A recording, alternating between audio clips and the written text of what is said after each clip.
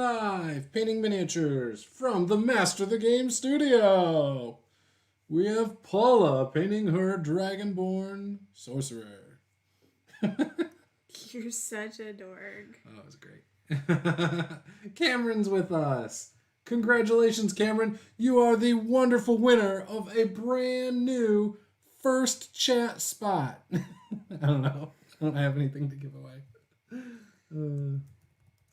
Congratulations, being number one to the chat. Make sure you don't sort by tab chat. I know, I already fixed it. Oh, okay. Congratulations on being number one. Yeah, Luke's chat was fun tonight. Yeah? Yeah, there was a lot of good stuff talked about. I invited him to carpool with Jake and I to Nerdarchy's convention next year. He said he's probably going to fly, or he might just get a rental car because he'd rather have his own car. So I proceeded, and I don't think he saw this because his chat goes really quick, but I said, if you want, you could ride with us there, and then you could get a rental car to try and save yourself a little bit of money. He seems like he likes space. Yeah, he likes his independence for sure. And in his corner, weighing in at 263 pounds, it's 6'2", the Beast, Brock Lesnar. I don't know. You're so stupid. Caleb was in here doing that the other day.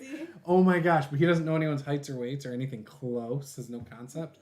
So he's like, at 1,032 pounds, like at 3'2". Like, what, dude? That's so great. I love it. Oh, it was funny. It was so funny.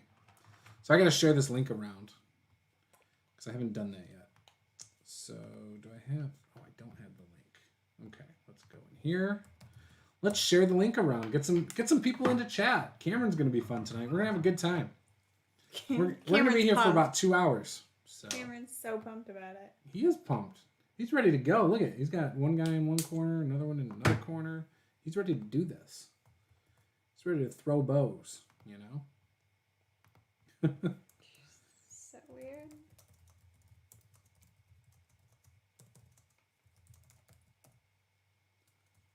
Who? I'm weird? Yeah, you're weird.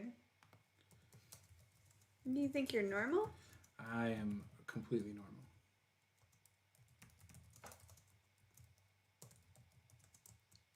False. The answer is false. No way. No whiz. Okay, that is posted. All right, let's go to Facebook. It's time to pump you up. I don't know. It's like an old SNL thing, I think, from like the 80s or 90s. We're here to pump you up. It's like a wannabe Arnold voice. Mm-hmm. Yeah. Yeah, I mean, like, I'm not, like, raised in a box or something. You were totally raised in a box, and you know it. I've heard jokes before. We're here to pump you up. I can't do accents. That's why I don't do accents in games, because they're just so bad. Roll Stats joined us. Dude, the 13th is when we're playing Call of Cthulhu. It's confirmed on our end, I think, is what we said. I believe that's what we came up with. And then Michael from Dead Aussie Gamer is going to join us for that game, too. And then beyond that, I don't recall. I don't remember if we had anybody else or not. I think that was it for now. But yeah, and then for Pathfinder 2nd Edition, which I now have the book, thanks to Paula and the kids, for Father's Day, give me an early gift, which is awesome, which has like 250 likes in a Pathfinder group, by the way. Yeah? Yeah, it's pretty crazy. People are pretty pumped about it? Yeah, I was getting a ton of likes on it. Sorry. Oh, you're fine. I was just going to try and help you move it. Yeah, it got a ton of likes. But anyways, I'm loving what I see so far from a player standpoint. It's really cool. So we have a few people interested in that. I have not made a character in Pathfinder 2nd Edition yet. And no, there's no way it's going to take 4 hours. So looking at it, I can see it's obviously going to take more than a 5e character, but I can make a 5e character in 10 minutes. I feel like, especially if I have D&D Beyond. Especially if you like have an idea of like. Yeah, oh, which I already feel have an like idea. Playing. Yeah, I totally already have an idea though. Like obviously, I'm either thinking fighter or barbarian. Yeah, I mean, clearly that's what you do. No, I would make something else too. I told you I'd probably play a sorcerer in this edition too. I mean, I like the idea that you but... can imbue a weapon with like magical powers for an extra D6 Yeah, I'm damage. just saying, like that's like, your. that's awesome. Like that's your thing. Yeah, that's my favorite, for sure, 100%. But yeah. So, anyways, I don't think it'll take that long. I think it'll be, maybe 45 minutes or so. Which I mean, that's a long time. For me, like I don't have a lot of patience, so I don't think so. It's that long. Ooh, I can see everything that people say. Stop it. What? I'm just reading. I'm just reading what people say to you. Here's. There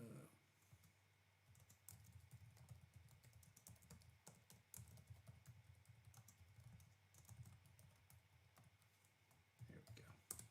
Just sharing my stuff around. You know how it goes. Boom.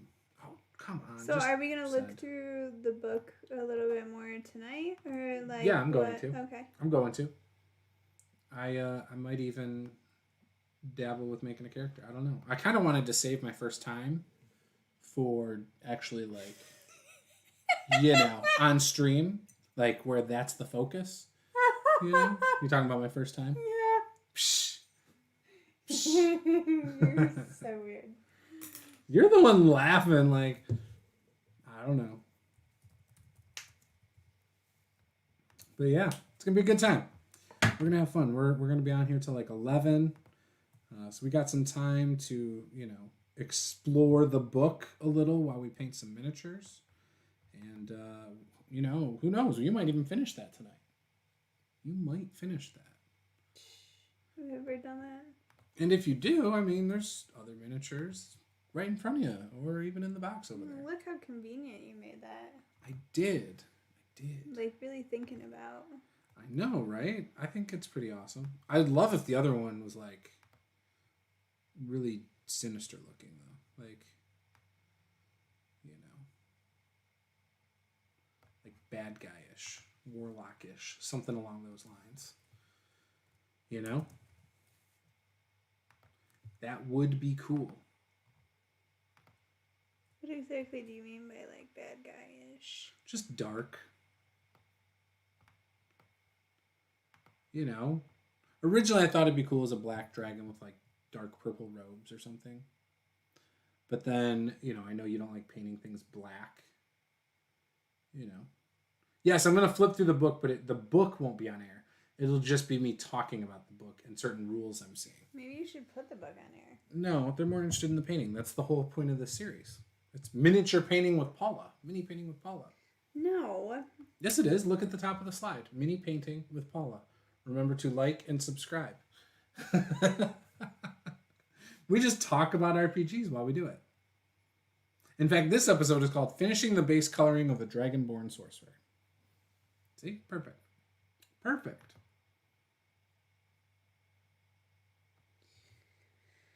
Whatever you say, man. Whatever, man. Whatever you say. Whatever, man. I don't even know what we're talking about. Alright. Retweet with comment. You're live painting a Dragonborn Sorcerer.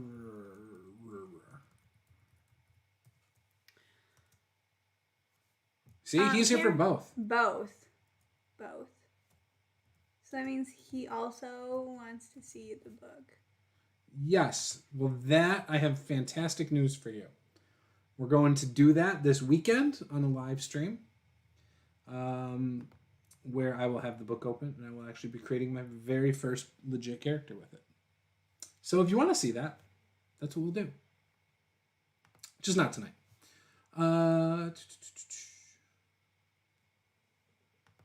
What is it you're most interested, Cameron, in seeing in the new Pathfinder book?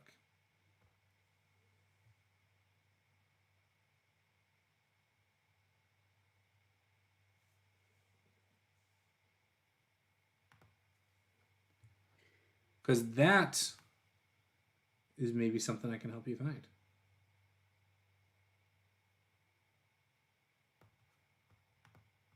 You know what I'm saying? He just wants to know everything. Well, everybody wants to know everything. Tell him everything.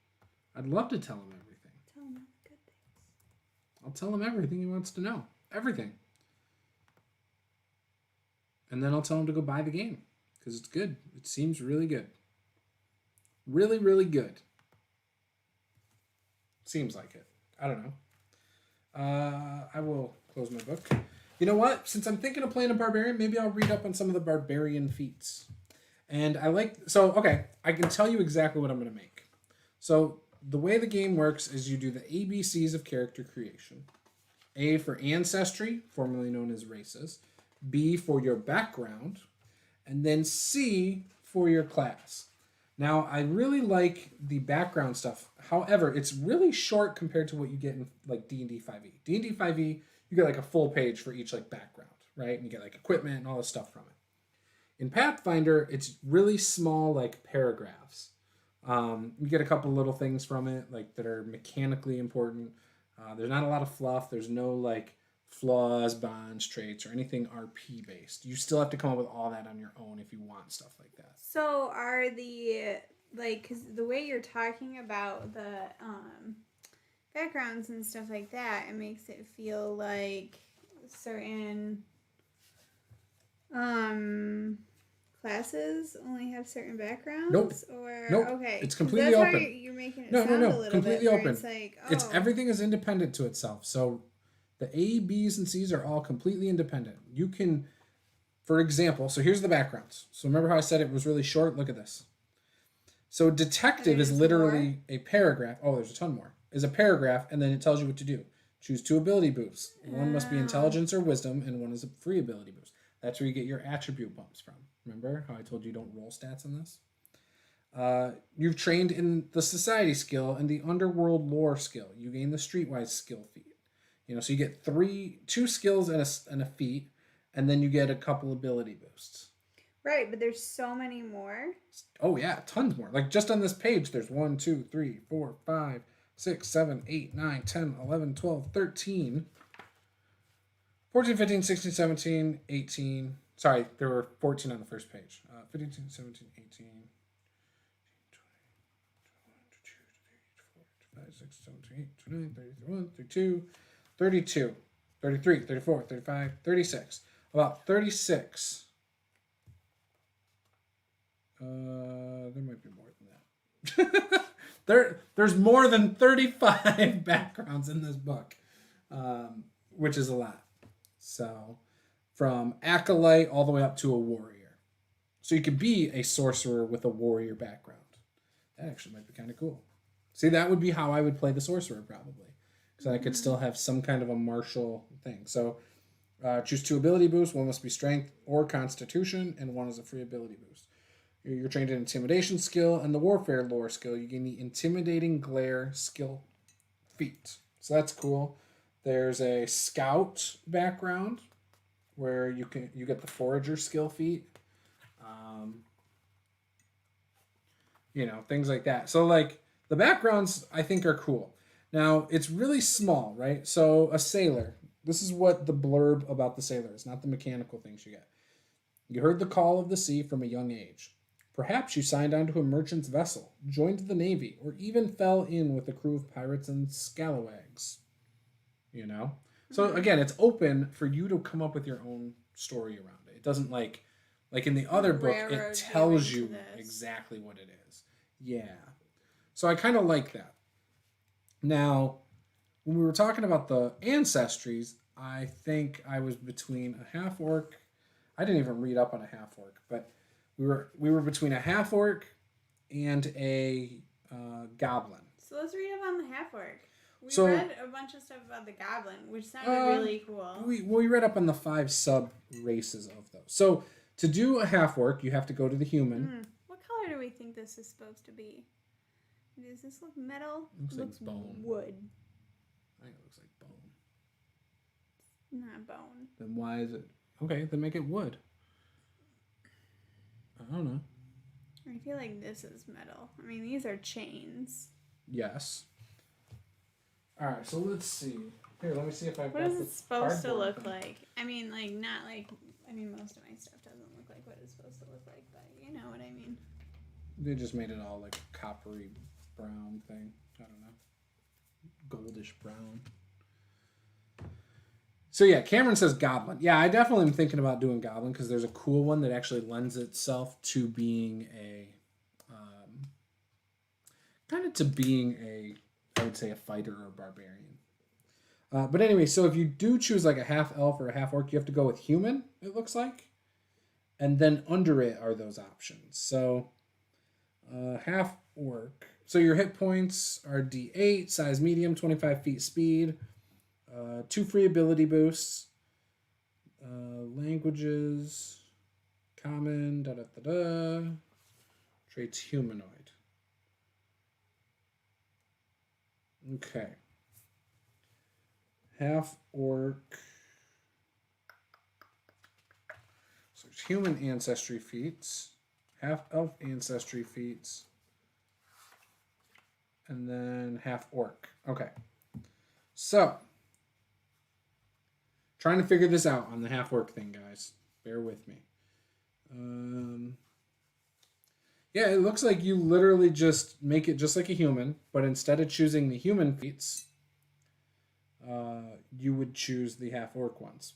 So one of your parents was an orc, or one or both were half orcs. You have a green tinge to your skin and other indicators of orc heritage. So I don't like that it tells you you're green.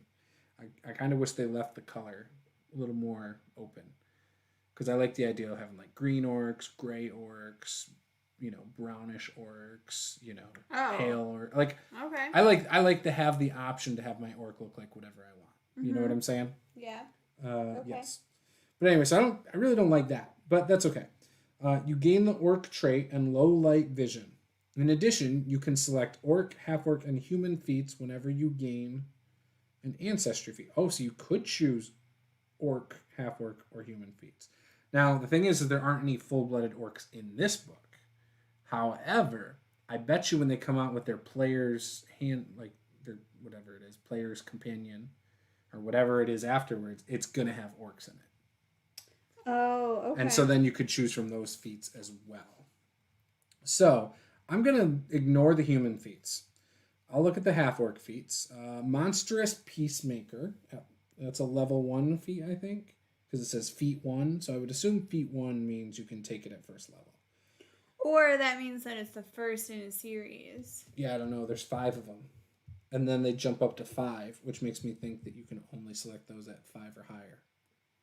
Do you know what I'm saying? Oh, okay. Or maybe at 5th level, those are your only options. Yeah, I mean, that makes sense. So the following feats are available to half-orcs. Some of these feats are common to people with orc blood and have the orc trait, while others are specific to half-orcs and have the half-orc trait. Dude, you don't even know my parents. That's harsh. So yeah, so this is a reaction. You always freak out about the stink bugs. So there's 2 reactions in here. One is orc ferocity and one is superstition. Once per day with orc ferocity, you would be reduced to 0 hit points, but not immediately killed. Fierceness in battle runs through your blood, and you refuse to fall from your injuries. You avoid being knocked out and remain at 1 hit point, and your wounded condition increases by 1. So you take a wounded condition, but you're still up with orc ferocity. Orc superstition. You attempt a saving throw against a spell or magical effect before rolling. Okay. You defend yourself against magic by relying on techniques derived from orc cultural superstitions. You gain a +1 circumstance bonus to your saving throw against the triggering spell or magical effect. So it sounds like maybe on your turn, you have to declare that? Wait, say that again? So, okay. Trigger. You attempt a saving throw against a spell or magical effect before rolling. Is what is saying the trigger is. It's a reaction. So I don't know exactly how that works, but you defend yourself against a magic by relying on techniques derived from orc cultural superstitions. You gain a +1 circumstance bonus to your saving throw against the triggering spell or magic effect. So it's almost like if I was an orc and I rushed into battle and I see they have a spellcaster, maybe I would do my orc superstition to prepare to possibly be hit. I don't know. I could be wrong. I don't know how that works. Again, I gotta figure out how the game works.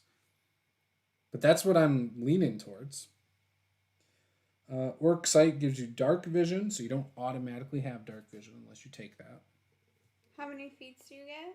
Probably 1 or 2 at first level. I think it said just a second ago. You can select whenever you gain. I think at first level you get 1. It might be 2 though. 2 ability boosts.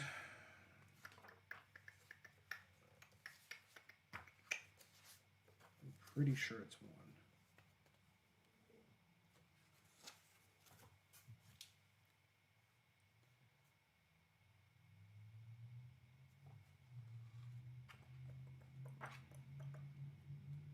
Yeah, I'm not 100% sure. Okay. I thought I looked, or I think I read that the other day, and I think it's...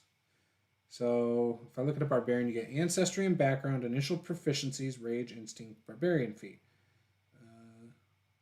Yeah, so you get, I think, 1 from there, and 1 from background, maybe. And every level, like, so based on your class, it tells you when you get different things. So at level 2, you get a barbarian feat and a skill feat.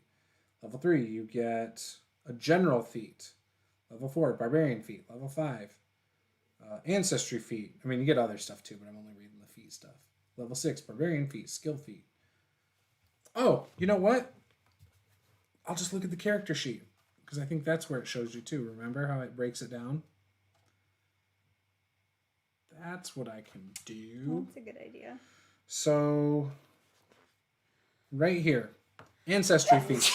You get special first, heritage first, feet first. I don't know. Feet 5th, feet 9th, feet 13th, feet 17th. So it looks like you get maybe 3 ancestral feats and abilities. Maybe. Yeah. I'm assuming one of those is for your background feat, maybe. Class feats. You get 2 features at first and a regular feat at first. Feat at second, feature third, feat 4th, feature 5th, yada, yada, yada. General feats, 3rd, 7th, 11th, 15th, 19th, and then skill feats. Background, 2nd, 4th, 6th, 8th, 10th, 12th. Yeah, so I think this is kind of how you have to do it. You have to do it based on your character sheet. Bless me? Why bless me roll stats? Because I sneezed. Oh, I didn't hear it. He doesn't even notice or, you know. I didn't even hear it. My bad. But yeah, I think that's how that works. I don't know. Let's go back to the initial part where it tells you how to create a character. See if it tells you. Sample character. Oh my goodness. Oh my goodness. Okay. Start building ability scores. Should I just make a character? Nah, probably not on this stream, because again, I don't think it'll... I don't know, but once you're done reading through the barbarian stuff, you should go back to the ranger stuff. I'm not just reading through barbarian stuff right now. I'm trying to figure out how you decide what you get. I know, but I was just gonna say, I'm interested in the ranger because I always liked rangers, but like they suck. Yeah. All right. So, what is step 1? Step 1 must be selecting your ancestry. Okay.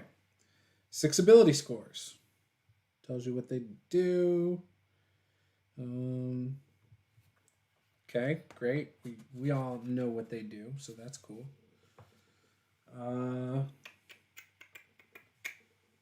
Alternative method. So you could roll ability scores, but this is considered the alternative. Standard method of generating ability scores that's described above works great if you want to create a perfectly customized, balanced character. GM might decide to add a little randomness to character creation and let the dice decide what kind of character the players are going to play. So you could roll. Ancestry. Each ancestry provides ability boost and sometimes an ability flaw. If you are taking any voluntary flaws, apply them in this step. Background provides 2 ability boosts. Your character's class provides an ability boost to the ability score most important to your class, called your key ability score. Determine scores.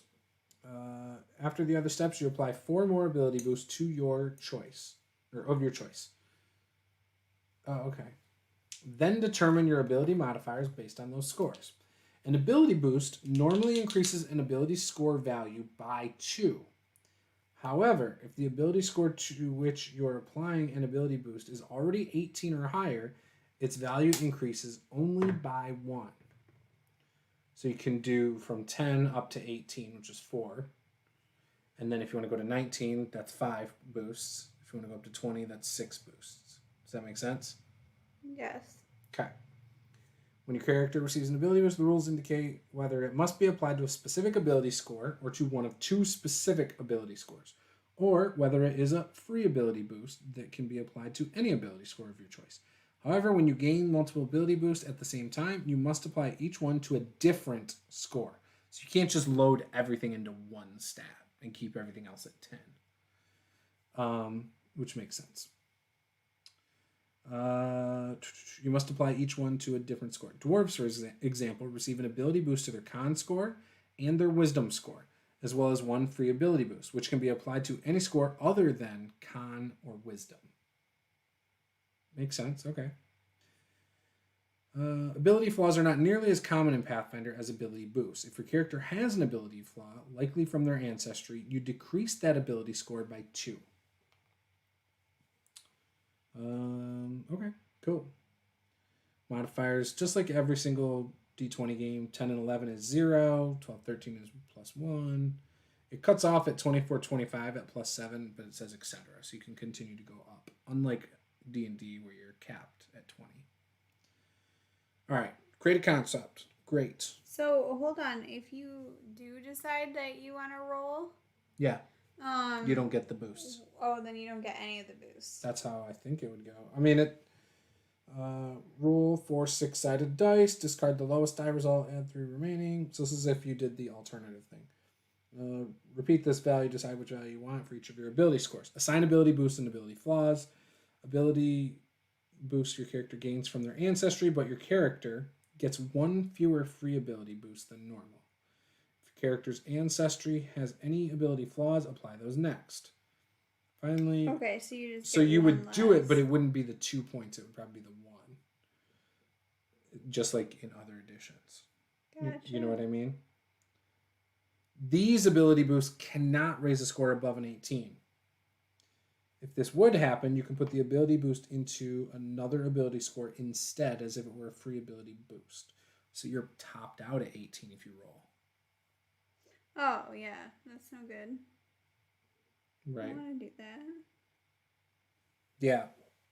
I think that's how it works. Maybe it would still be 2 then. It doesn't say if it's 2 or 1 down there. Can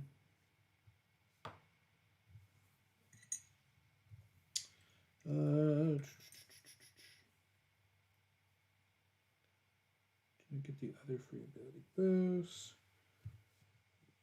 Yeah, I don't know. That's interesting. Okay. So step 1, create a concept. ABCs, your character's faith, if you want them to have a faith. And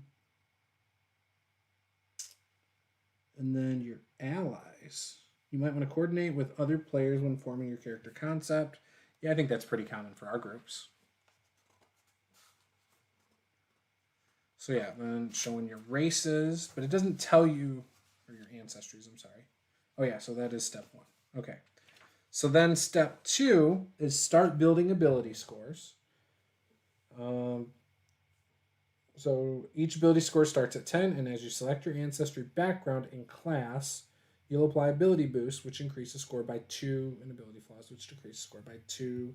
At this point, just note a 10 in each ability score and familiarize yourself with the rules for ability boosts and flaws on page 20. Excuse me. Yeah, okay, that makes sense. Select an ancestry. Okay. Speed languages contributes to their hit points. Grants ability boosts, blah, blah, blah. Pick the ancestry itself, assign any free ability boosts, and decide if you are taking any voluntary flaws. Select a heritage from those available within that ancestry, further defining the traits your character was born with. Choose an ancestry feat representing an ability your hero learned at an early age. So yeah, that sounds like one feat so far. Then you'll pick a background. Okay, so go back to the feats now. Like of the race? Yeah, so you get one feat. That's what it sounds like. And what were the choices for... For my half-orc? Yeah. Monstrous Peacemaker, Orc Ferocity, Orc Sight, Orc Superstition, Orc Weapon Familiarity. So I would probably do either Orc Ferocity or Orc Sight if I chose it. Oh, there's some that are tagged as Orc and Half-Orc in here. Half-Orc, Orc. Oh, so you can use it. I can use any Orc or Half-Orc one. I can use any human one back here too. Oh, okay. So any of those. So what are some of the human ones then? I don't know. I wasn't going to worry about it. I mean, well, it sounds like a can. It's called adapted cantrip. Trying to figure out what you should do. Cooperative nature, general training, haughty obstinacy.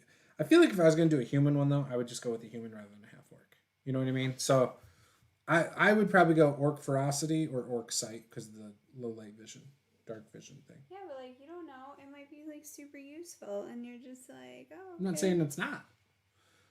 So Joshua Gebris says, so I recently decided to come out of D&D retirement. I'm pretty excited about it, but I don't have a group. I'm trying to get the old band back together, but they're all in retirement as well. Well, funny you mentioned that. You could join our Discord, and we have people looking for D&D games all the time. All the time. Literally all the time. There are sometimes people looking for other systems. That's a little harder. But D&D, we can easily get something going for you there. But other than that, I mean, just putting yourself out there, you know, obviously you're looking to play online, which is probably the best way to play right now, but you can find players on Roll20 if you need to. It's a little harder to vet players, I feel, through things like that, though. Yeah, I mean, we met a couple of people online that have worked out well. We've met people online that haven't worked out well. So, yes. You know. We have, indeed. So, like, you don't know what you're going to get. So the thing that's confusing to me is under ancestry feats on the character sheet, it says special first, heritage first, and feat first.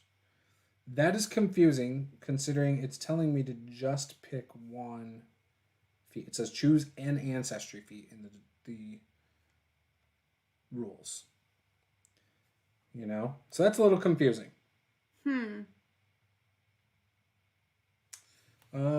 Finally, in the appropriate spaces, record your character size, speed, language.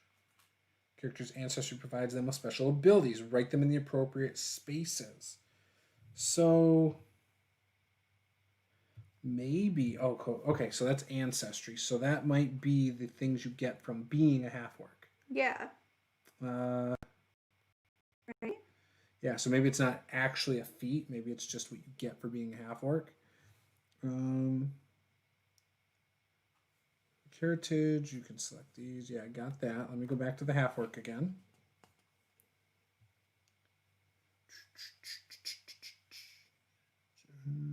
Okay.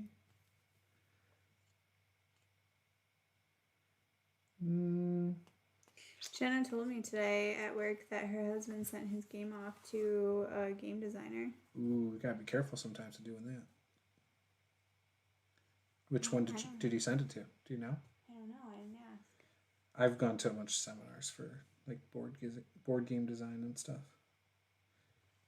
When they said not to do that? No, they did not say not to do that. They won't sign an NDA or whatever, non-disclosure.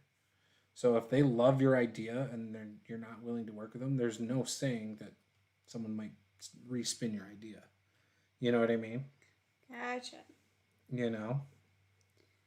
You're not really well protected. And it's not really worth it to patent your not your mechanics, but like any of your trinkets for your game. You know what I mean? Because it costs so much. And the only way to even protect it would then be sue, and then you're going to lose money anyway. And yeah, it's a big mess. I don't know. I think in today's day and age, self-publishing is probably the way to go. But that's just me. Yeah, I don't see...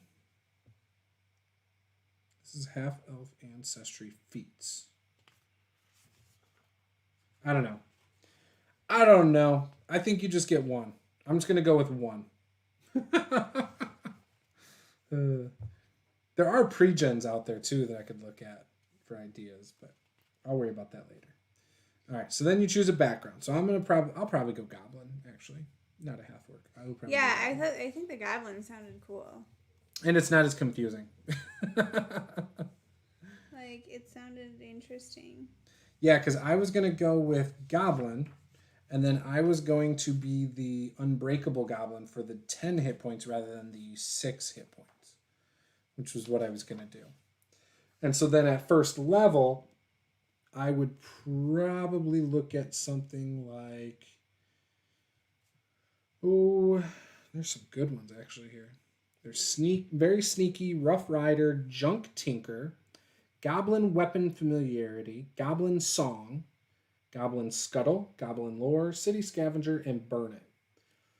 Goblin scuttle is you take advantage of your allies' movement to adjust your position. So an ally ends a move action adjacent to you. Yeah, I don't know how that works, but it says reaction. Very sneaky. Taller folk rarely pay attention to the shadows at their feet, and you take full advantage of this. You can move 5 feet farther when you take the sneak action up to your speed. In addition, as long as you continue to use sneak actions and succeed at your stealth check, you don't become observed if you don't have cover, or greater cover, and aren't concealed at the end of the sneak action. As long as you have cover, or greater cover, or are concealed at the end of your turn. Cameron says, that's why I'm probably giving out PDFs or pay what you will and sell modules for my game and make money that way. Well, Paula's coworker's husband does board games, not RPGs. So it's a little bit different. Like obviously board games, it's quite a bit. There's a lot of things you have to do with it. So it's not like you just make a PDF. I know he's been testing it for a while. Yeah. Joshua Gabris says, I'm officially putting myself out there, LOL. I can look into Discord. Do you find it's better to play with people the same age or same skill level?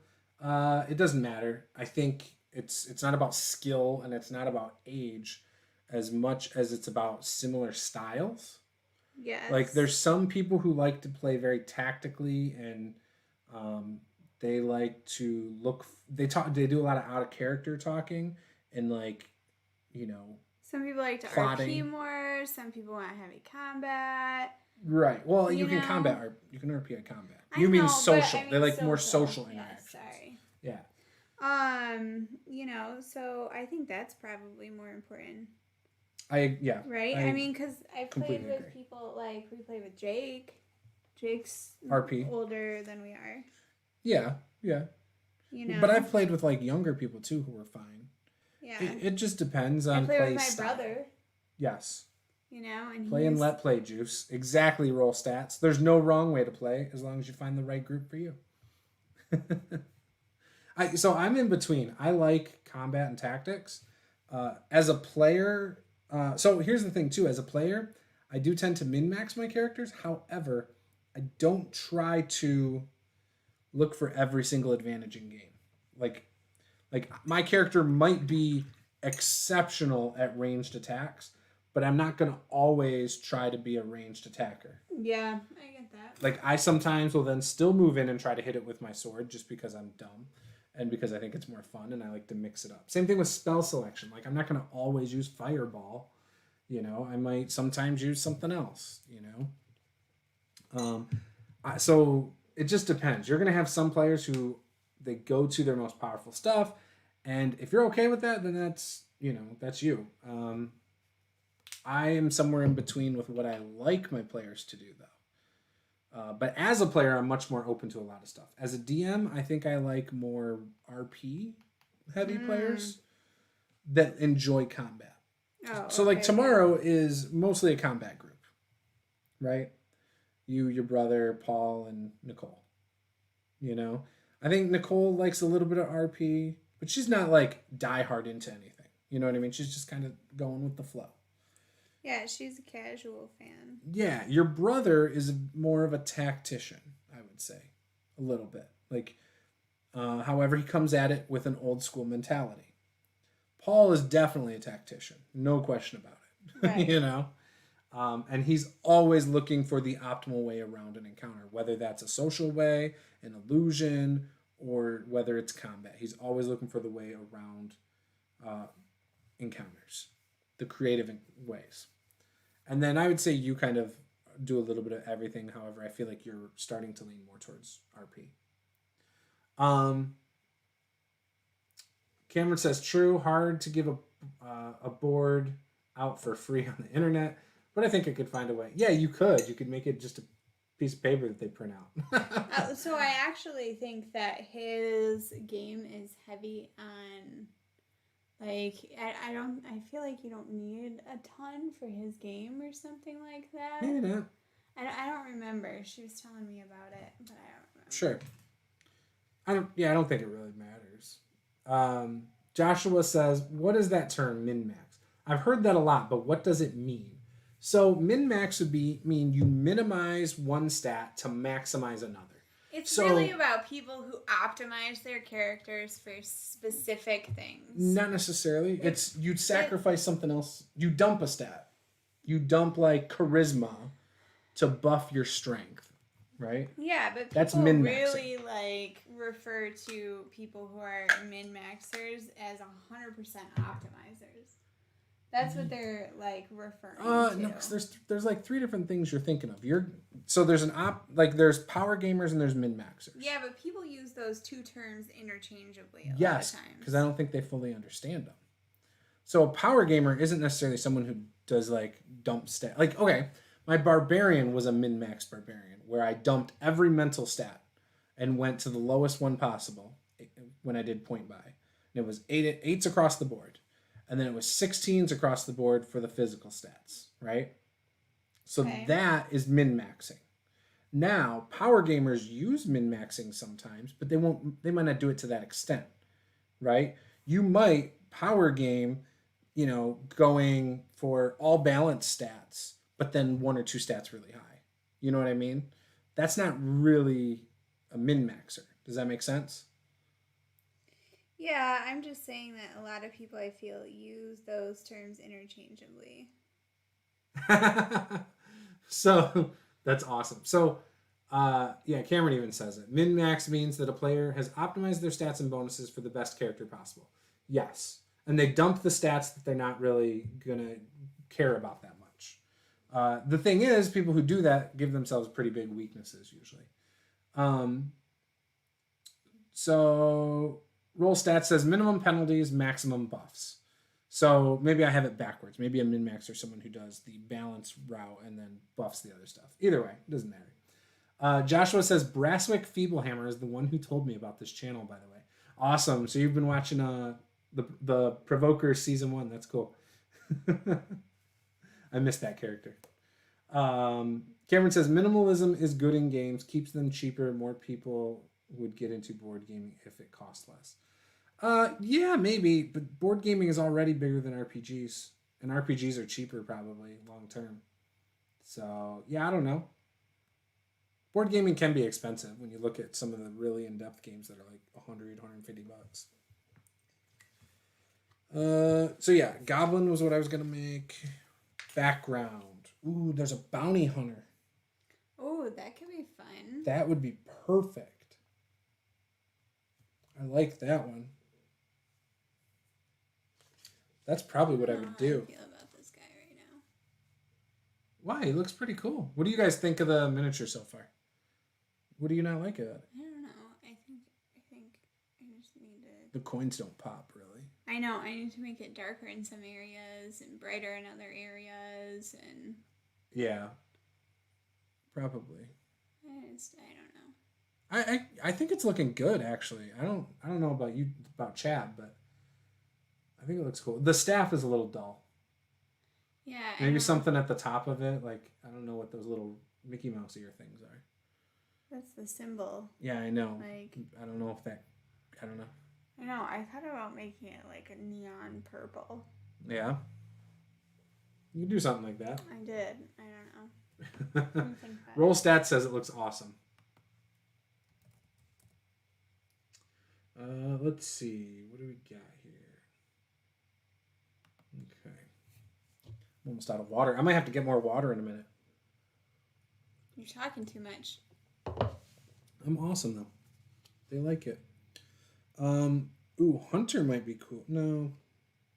Gladiator. That's a cool one. There's some cool backgrounds. Fortune teller. Oh, so someone told me they made a character, a gnome. Oh gosh, it was in my Discord. Let me pull it up because it sounded so cool. It was her first Pathfinder 2nd edition character, and so awesome sounding. I also don't think those are coins. I think they're pins. Well, they're like metals, right?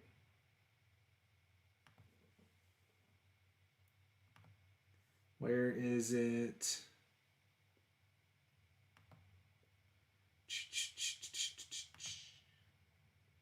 A gnome circus born cleric war priest of the elven pantheon with a bunny familiar for extinction curse.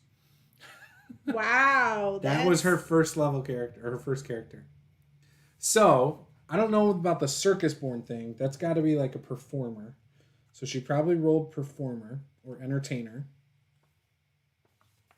That's probably what it was. Yeah, or a fortune teller even would work well for that. So yeah, there's a couple things that would work really well for that. But probably the first one I said, the entertainer. And then the cleric war priest part, and then elven pantheon as her deity probably, and then I don't know how she got the bunny familiar for extinction curse. Sounds awesome. So Joshua says the cape is quite blue. Maybe some symbols and such on it. So if you want to freeform some symbols, maybe. Yeah. So you did that cool thing on the monk a while back. Yeah. So there's a couple things. Like I don't know if you can see it in here. So Cameron says he likes it. It isn't flashy, which is refreshing. So that's probably why I love it too. So there is a trim on the cape, which I'll make a different color. But then there's also like a little bit of detail up here. Yeah. Which I thought I would pull. It looks almost like an eye. Oh, cool. Actually, so I like that it's not flashy too. I thought I would do something cool and maybe make it like a red eye, and then I thought I would make these a little bit like whiter silver. Had so your they shimmer. Pop out a little Had your bit. shimmer on the metals. Then I'm gonna make the face a little bit more white. Oh really? I think the face is good. Let me see it. Yeah, no, I'm gonna make the nose. It's still wet. Yeah, I gotcha.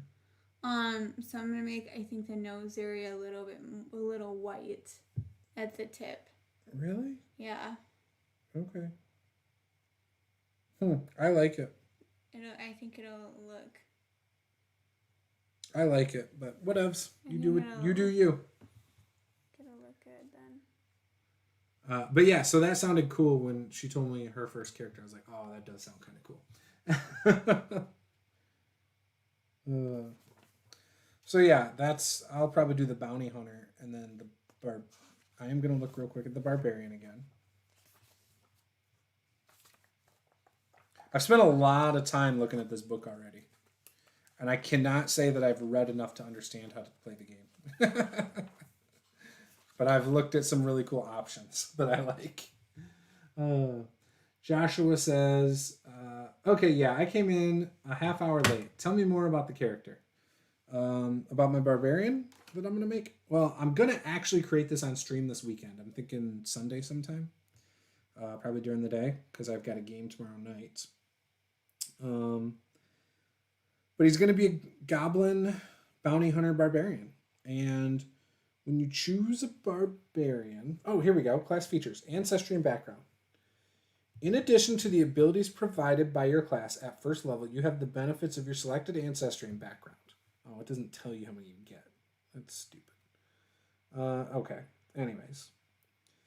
Yeah, you get the rage action at first level. Rage is done differently in this game than other games, which is cool. You get instinct, which... instinct. Your rage wells up from a dominant instinct, one you learned from a tradition or that comes naturally to you. Your instinct gives you an ability, requires you to avoid certain behaviors, grants you increased damage and resistances at higher levels, and allows you to select feats tied to your instinct. For more information, see Instincts on page 86. Then you get to choose Barbarian feat. At first level, and every even-numbered level thereafter, you gain a Barbarian class feat. No, he wants to know about the miniature. Oh, it's not really a character yet. We don't it's have just a character for it. Yeah. But it's like a Dragonborn Sorcerer. Yeah, we were just going for a gold Dragonborn spellcaster, basically. Yeah, we don't have a story. Yeah, what does the package even call it? Yeah, Dragonborn Sorcerer, according to the Nolzur's Marvelous Miniatures. So it looks better than the one they have on the package. It's just all brown. Yeah, this is the one on the package.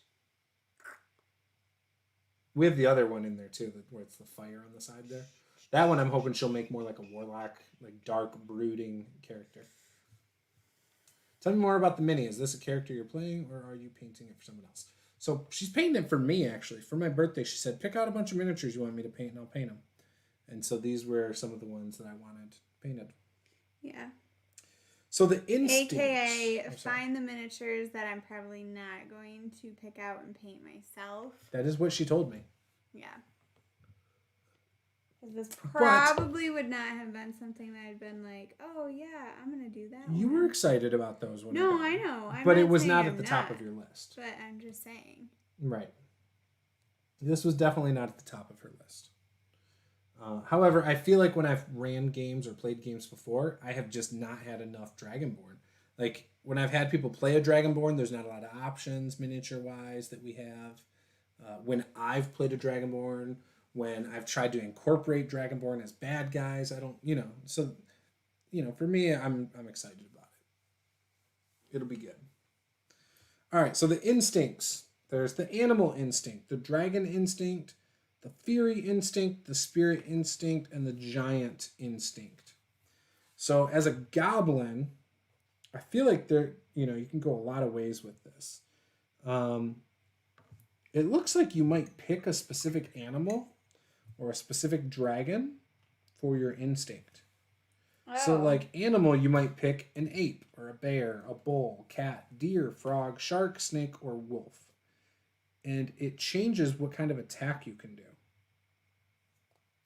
So, an ape, for example, you can hit with your fist and do 1d10 bludgeoning. Say Dragonborn one more time. Dragonborn. Dragonborn, Dragonborn, Dragonborn. Dragonborn. But no, I think that looks good. I don't know. Because it's got flashy. Like, the cape is pretty flashy. The red tape on the staff is kind of flashy. You know what I mean? It pops. Mm-hmm. And it looks good, I think, because he's in more of a kind of dull undergarment. You know what I mean? It's not a high-end undergarment, But that cape looks awesome. The shark one sounds cool in here.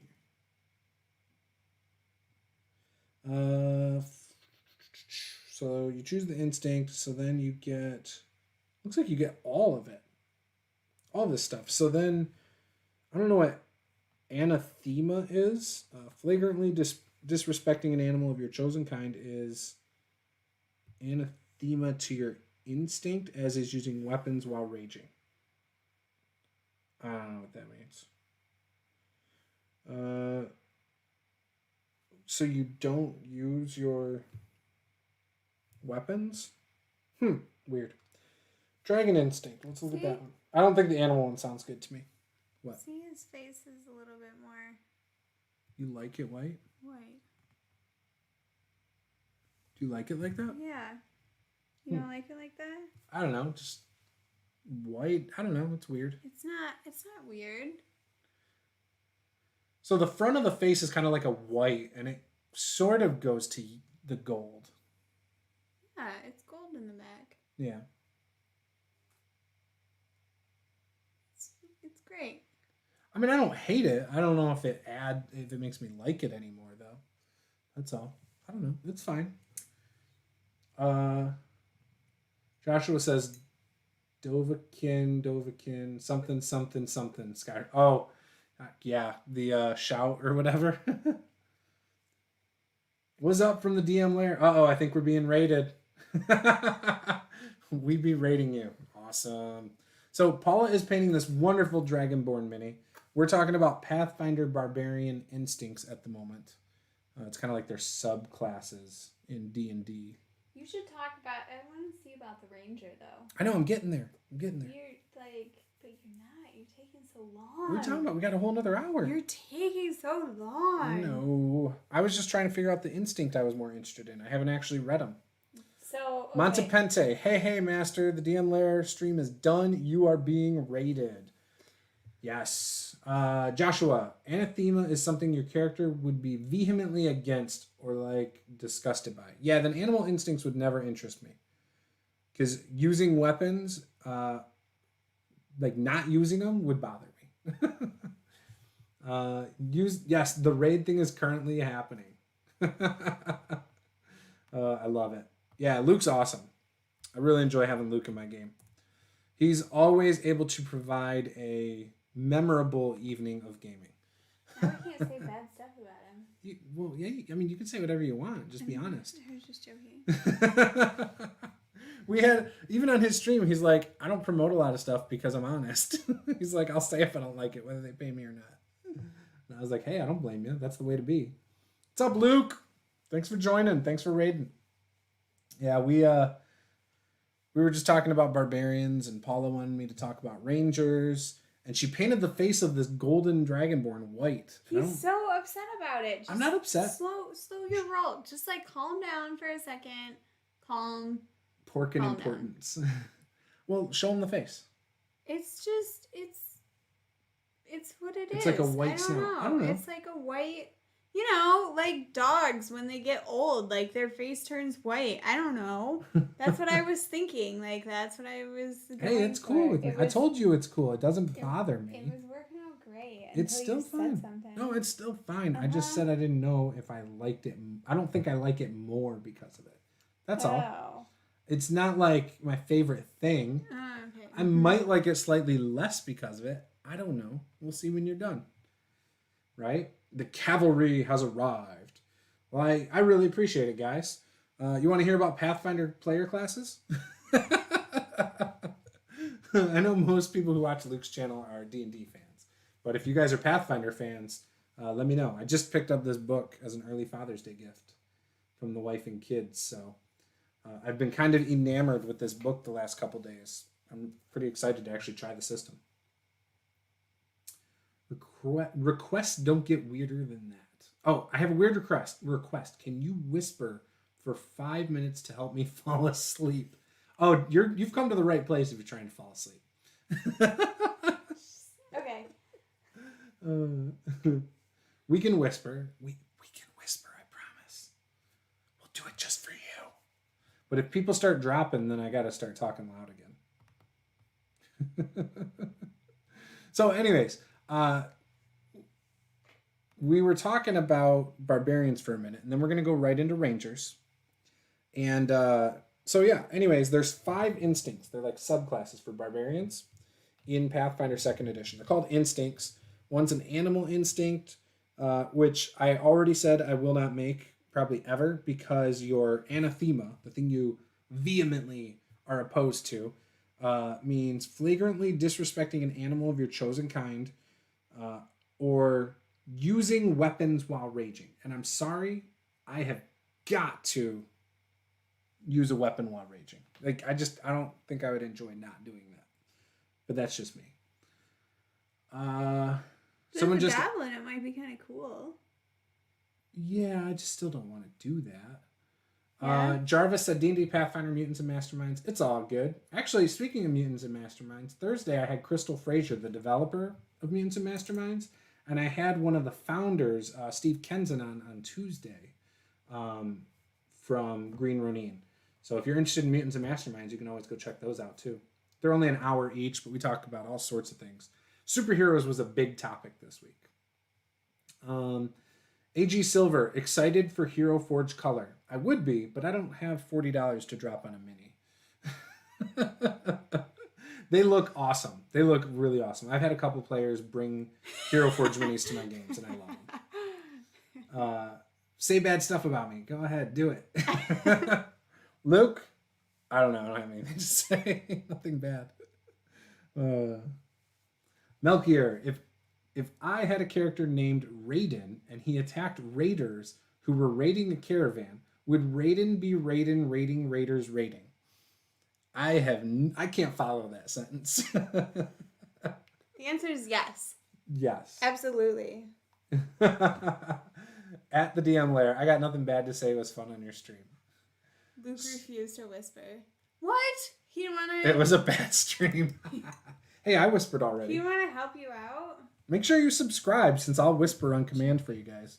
Whisper on command. I'll at least whisper for you. You're weird. Luke has a big butt. Does he? I don't think Luke has a big butt. No. He takes up like very little space on my couch when we play here. I have no complaints about Luke's butt. Why am I talking about Luke's butt? Move on. Last time I was talking about how beautiful his eyes were or something on his stream. Okay, move on. Okay, so Dragon Instinct. So you get to pick so I think you get a breath weapon. You do. And you get to choose the color, and that would then tell you if you have a line or a cone. So typical. Anathema. Letting a personal insult against you slide is anathema to your instinct. Choose whether your character respects or abhors your dragon type. Ooh. If you respect it, defying such a dragon is anathema. And if you abhor it, failing to defeat such a dragon you come across is anathema. Oh, so you get some options there. So if I choose gold dragon, I can choose if I hate it or love it.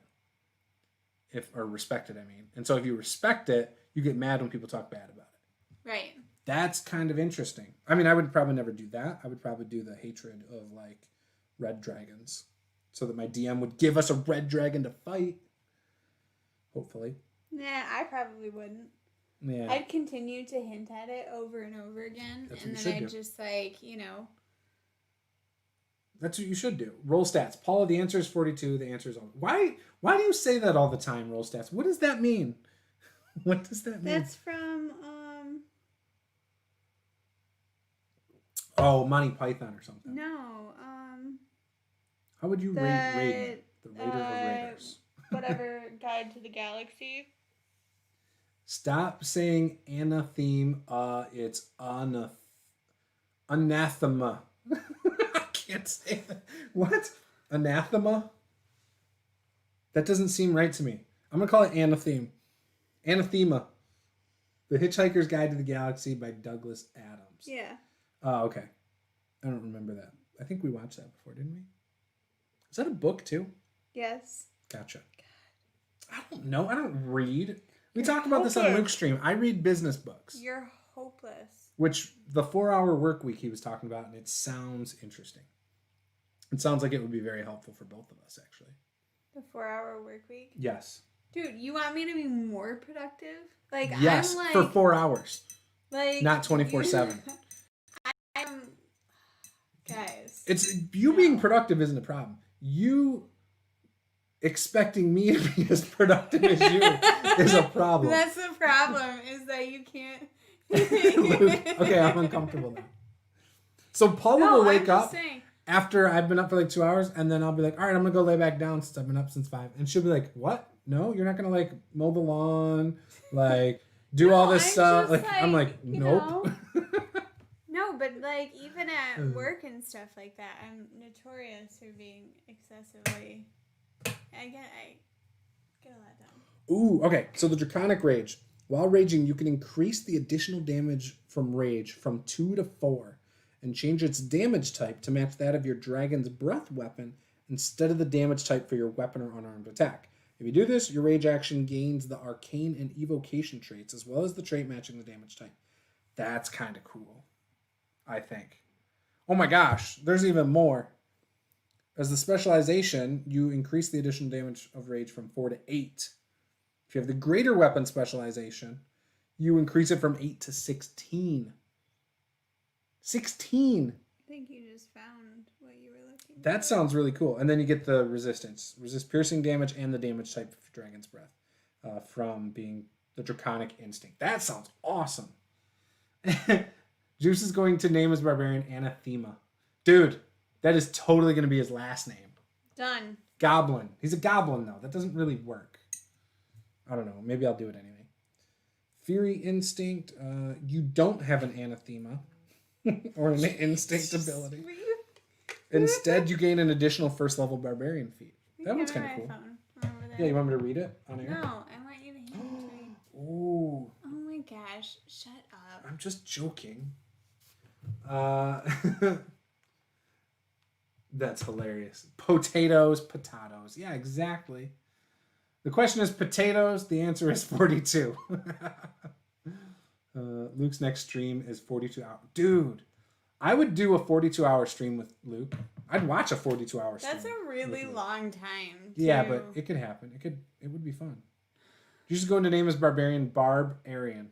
No, you can't do that. That's so that's just so easy. Now you've crossed the line. That's just too much, man. You can't do that. It's way too much. He can no longer handle it. So my friend's name was Doug, and we used to always call him Doug H. Nut, like donut. And I always thought that was a little much.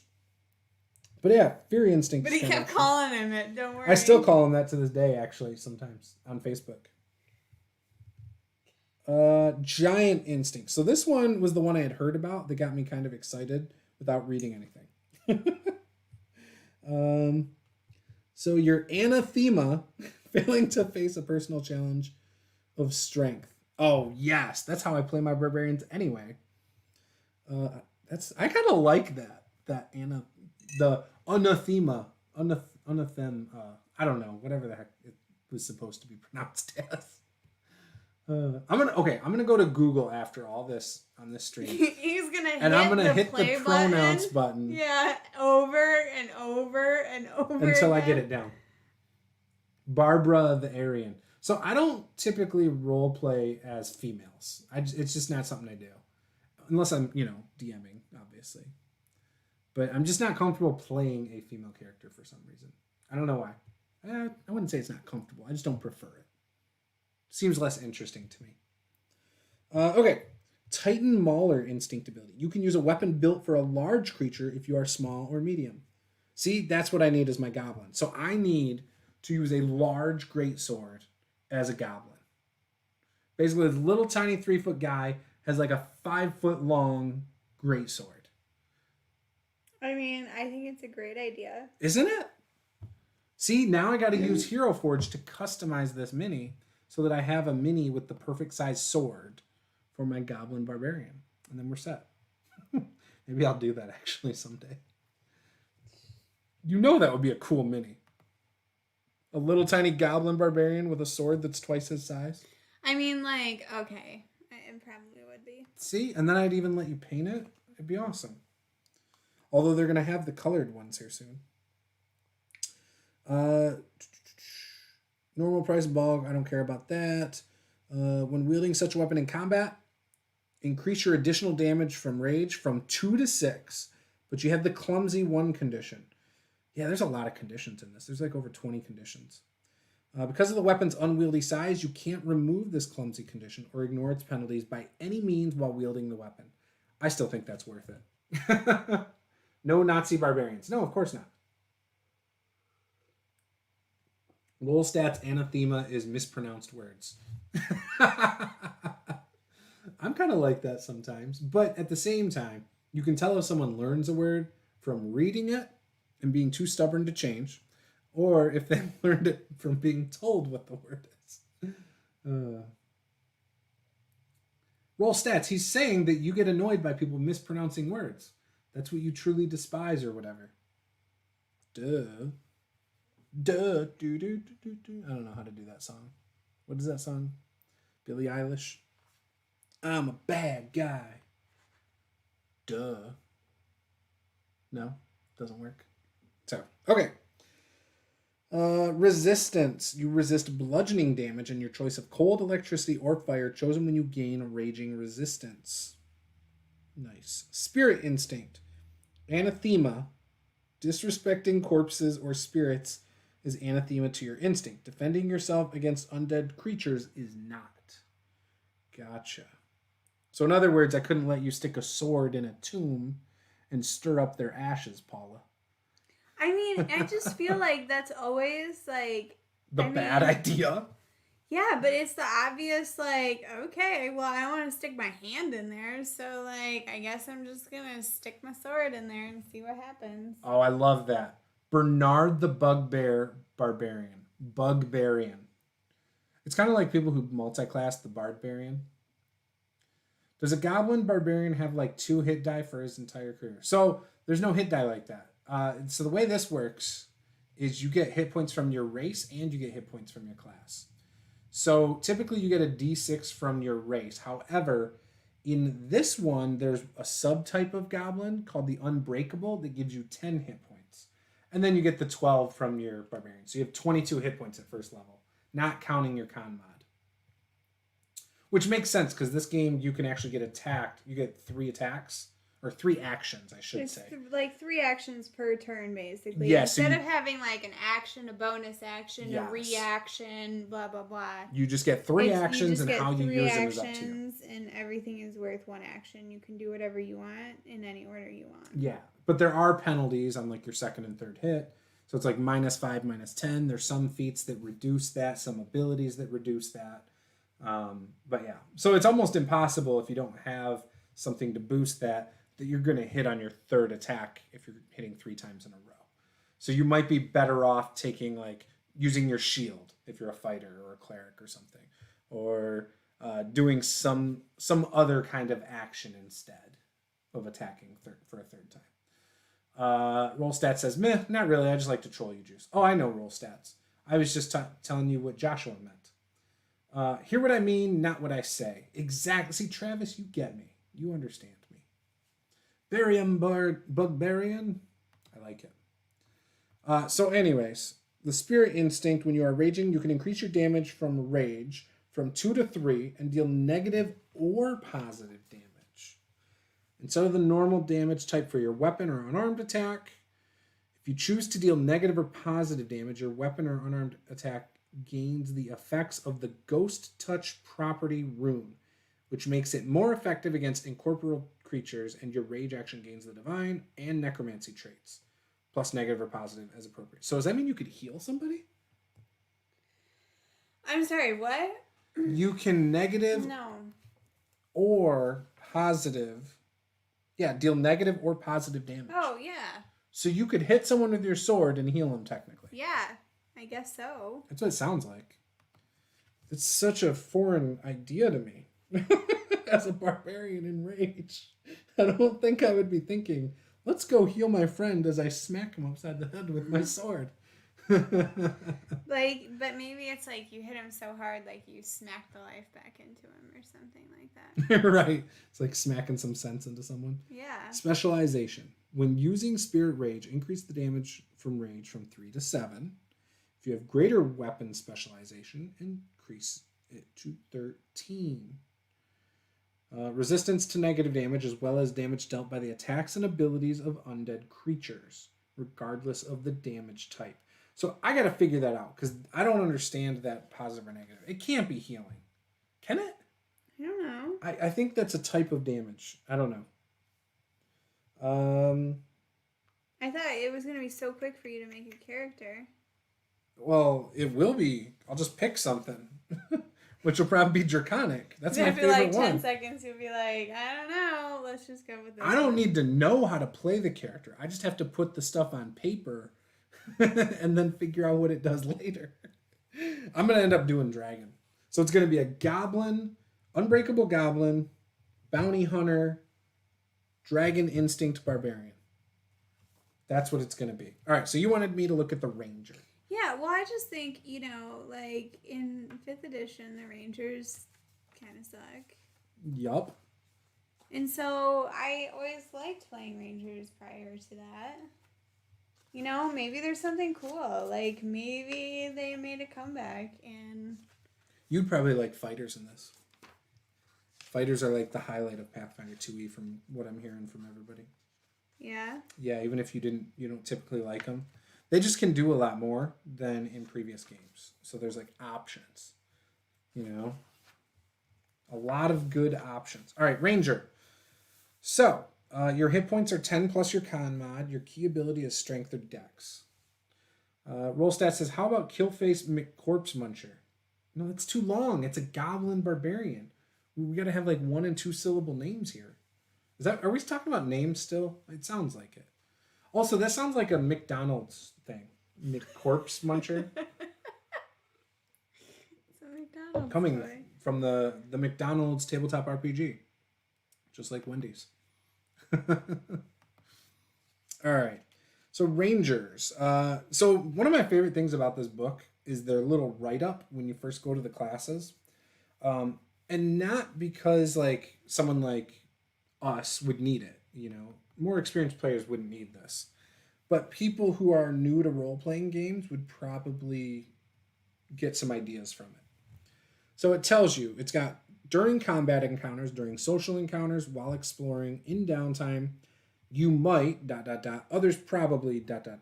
So with that, for the Ranger, it says during combat encounters, you can single out particular foes to hunt, making you better at defeating them.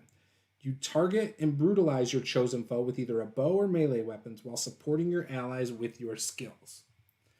So it kind of tells you how you would use them in combat. Then during social encounters, when you speak, it's with the voice of practical experience, especially involving wilderness exploration. While exploring, you guide your allies through the wilderness or follow tracks. You keep an eye out for trouble, constantly alert for danger even when it's not overt. In downtime, you craft weapons and snares in preparation for your next venture. If you prefer to get outside, you might go on hunts or scout nearby areas to better understand your environment. You might respect the raw power of nature and understand how to make the best of its bounty. Enjoy the thrill of the hunt. Scout out ahead of the party, reconnoitering dangers before combat begins. Basically reconnaissance, but I've never seen that word before. Why are they using such big words? Gosh. All you smart RPG people, make them use big words. Others probably call upon you to protect them from the wilds or the encroachment of civilization. Expect you to be a quiet or taciturn loner. Think there is something dangerous and wild about you. Rollstat said, people who are new to RPGs probably shouldn't start with Pathfinder, just a thought. So interesting, though, is that Thanks, Travis. One of the people that we played with online when we played Pathfinder 1st Edition started with Pathfinder 1st Edition, though. Who? What are you talking about? Dustin. Oh, yeah. Like, he's Pathfinder and he loves Pathfinder to this day. He plays Pathfinder. He's a prison guard. Yeah, but he started with 1st Edition. Yeah, he loved Pathfinder. So I started with Palladium books, so I don't think a crunchy... Okay? Yeah, I think it looks great. White snout and all. Actually, I love the gold trim. I'm glad you did that. I wanted to say that, but I didn't know if you were going to shoot it down because he's technically a gold dragon. No, I thought it'd be perfect because he is a gold dragon. Yeah, I love it. I think he looks awesome. What about his claws? Are you going to do something different with his nails? No. I mean, they're just kind of like white right now.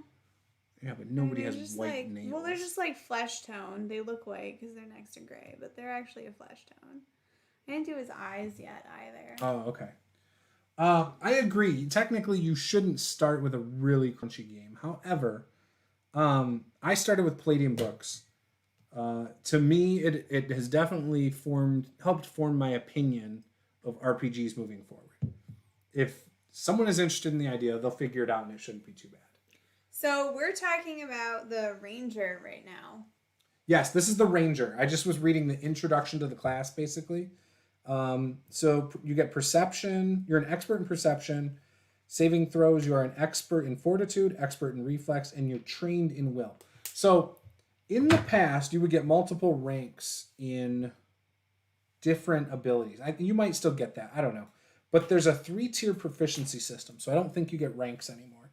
And it's or maybe it's higher than 3. I think it's 4.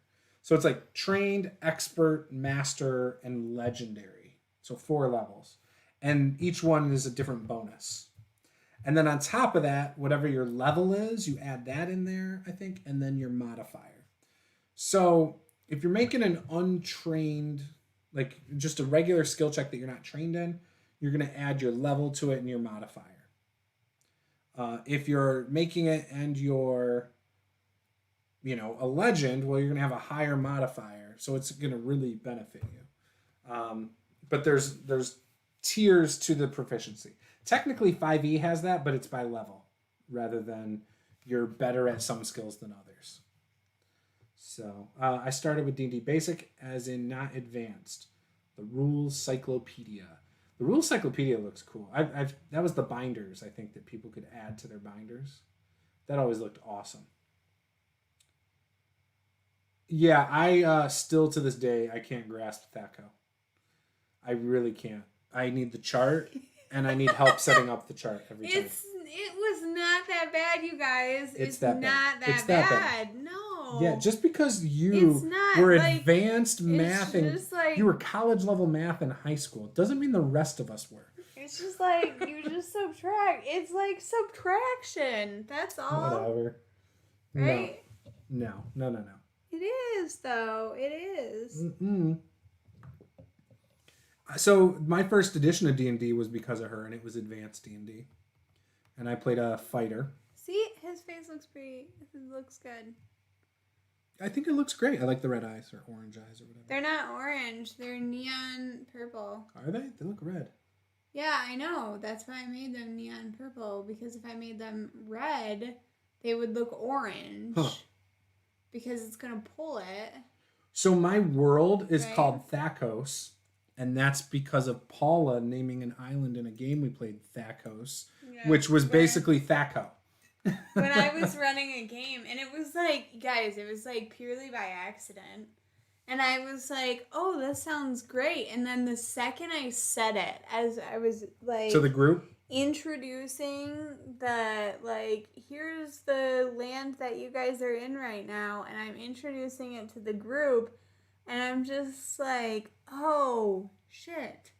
Like, that's... It was terrible. So... I can't believe I didn't realize it. Oh, no, it's great. I actually love it. Everyone I've told that's my world's name now loves it. Do they? Yeah, people like it. They almost feel like it's a throwback. I'm such a trendsetter. They've asked me, they're like, is that because of, like, your days playing 2nd edition? I'm like, no. Yeah, like, that's because my wife is so awesome. I said, but my wife named it, and she did love 2nd edition.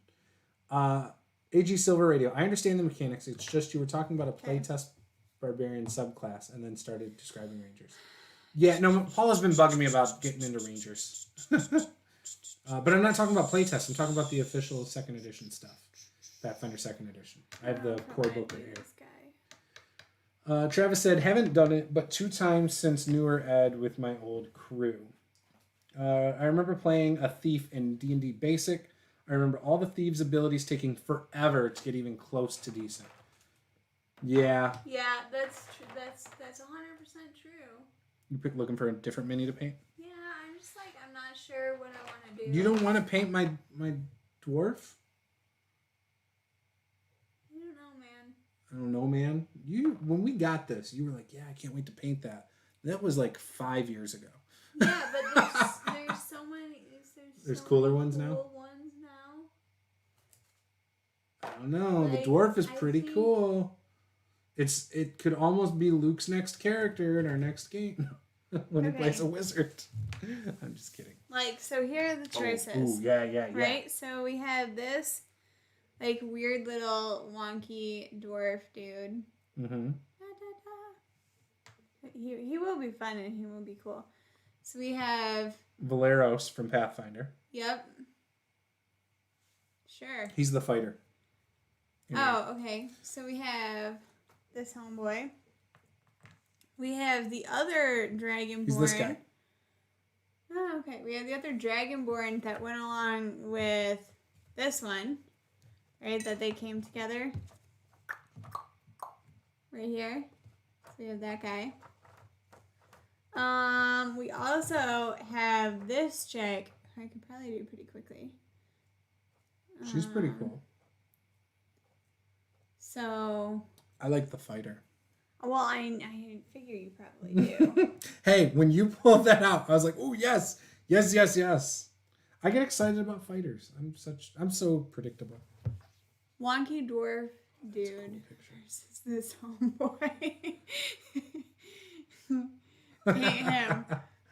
Paint him. Who? Which one? Paint who, Travis? Well, him, so probably not the lady here. So okay, so that ruled the girl out. What about this? Why are we assuming that this Dragonborn is male? Maybe this one's out too. I still like that as an evilish warlock looking thing with like dark purple and black robe and yeah. Paint the pair. Okay, maybe Paint I should pair. do that. This one. Oh, okay. Together. Finish him. Yeah. Does that sound cool though? Like making it like a red dragon in a purple robe or something? Yeah. So let's do. We could do purple. Like a dark, like nightish purple. Like nighttime purple sky kind of thing. He's being really specific. I'm very into what I want. It doesn't end up like a blast of colors. This guy. I don't mind a blast of colors. This guy will be Purple. a massive amount of color. We said, yeah, purple for him for sure. So maybe we shouldn't do purple on this. No, I mean, I don't think it. You think it's still fine? I think it's still fine. Actually, then they could work together. And I can do all of these details on him, maybe in silver. I bet the second Dragonborn won't have such a white face. So I would love it if he's like we said green dragon. Green? Remember, we said he was going to be green or red? I want to do purple then. How about red? Red and then make him purple in the outfit? Hey, I'm cool with that. And then this. The flame thing? Yeah, this could have like a green tint to it. Green flame! Maybe, or blue. Yeah. I'm cool with it. Whichever one you want to do is fine by me. Paint with your heart. If she paints with her heart, she'll die. I don't know. I mean, she'd bleed out if she did that. If I paint with my heart, they'll all be rainbow colored. Yeah, no thanks. It's true. I'm totally for getting her more minis to paint rainbow colored though. Paint with all the colors of the wind. Hey, I felt reserved on the other one. Not too much shimmer, just a little bit of gold. I think it's cool. Can I see the gold dragon? Gold. I gotta base him now, and then we gotta finish. We gotta finish all these. Like finish them. Green. Oh, flame. you couldn't get to the back of the foot, could you? Oh, did I miss it? On the bottom in there. Yeah, it's gonna be hard to get there though. Oh, I can get there. And then on the back of the right ankle, it's not painted still. I'm not trying to be mean. I'm just trying to be helpful. Okay, fine. So, Rangers have this really cool ability. You're going to love this. It's called Hunt. Make her look like Ariana Grande with her tangerine. Tagline. Oh, sorry. Whenever she kills an opponent, will be thank you next. So, that song...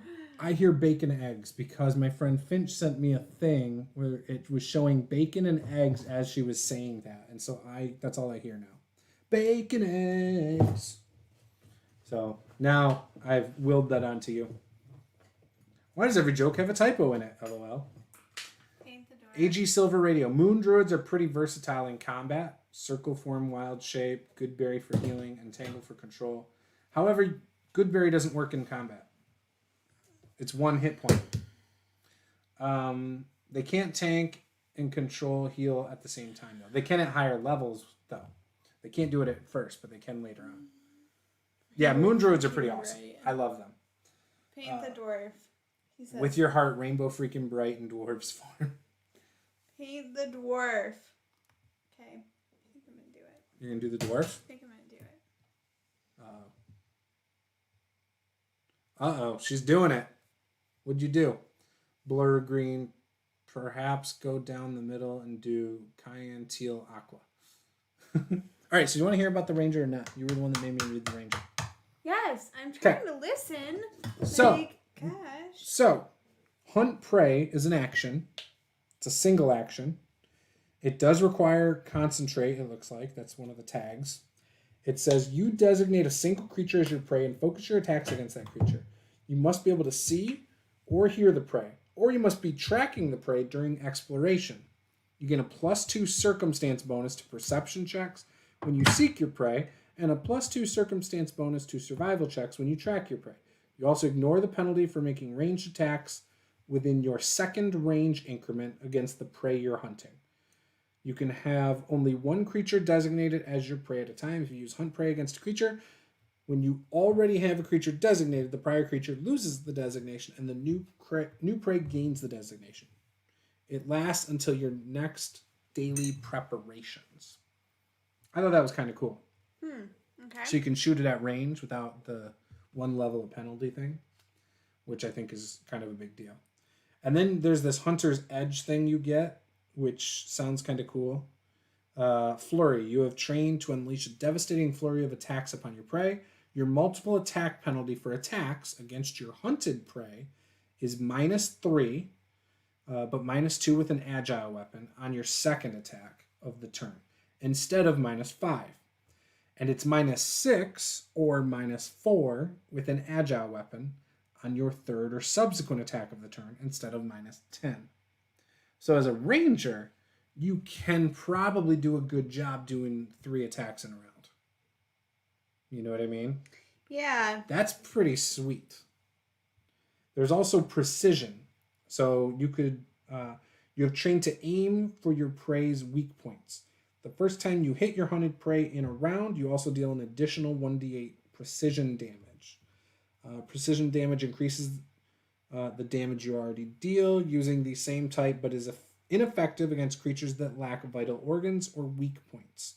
So you couldn't do it like against a construct or something, or a jelly, or Right. At 11th level, the extra damage is 2d8, and at 19th, it's 3d8. Well, I've never played a game to 19th level, so I don't care. I know, that's how I always feel when I'm like, oh, okay, so how is this character in a level? And it's like, why do I even worry about that? Like, I know this character We're getting better. Gonna die. Yeah, but we're getting better about playing long games. Don't you feel like that? Like, it feels like we've found some good groups that could play for a long time. Doesn't it? Yeah. And then Outwit is the third Hunter's Edge. You are talented at outwitting and evading your prey. You gain a +2 circumstance bonus to deception checks, intimidation checks, stealth checks, and any checks to recall knowledge about the prey. And a +1 circumstance bonus to armor class against your prey's attacks.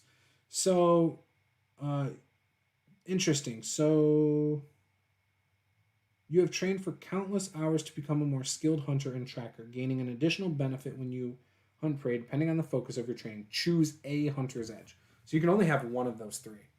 I feel like I would want the flurry, like almost every time. Is the dwarf a wizard then, or what is he supposed to be? So I think he's supposed to be a wizard. He's got like his arms up. I think he might even. Yeah, I don't know. He's got like a staff thing in the back. Which one is he?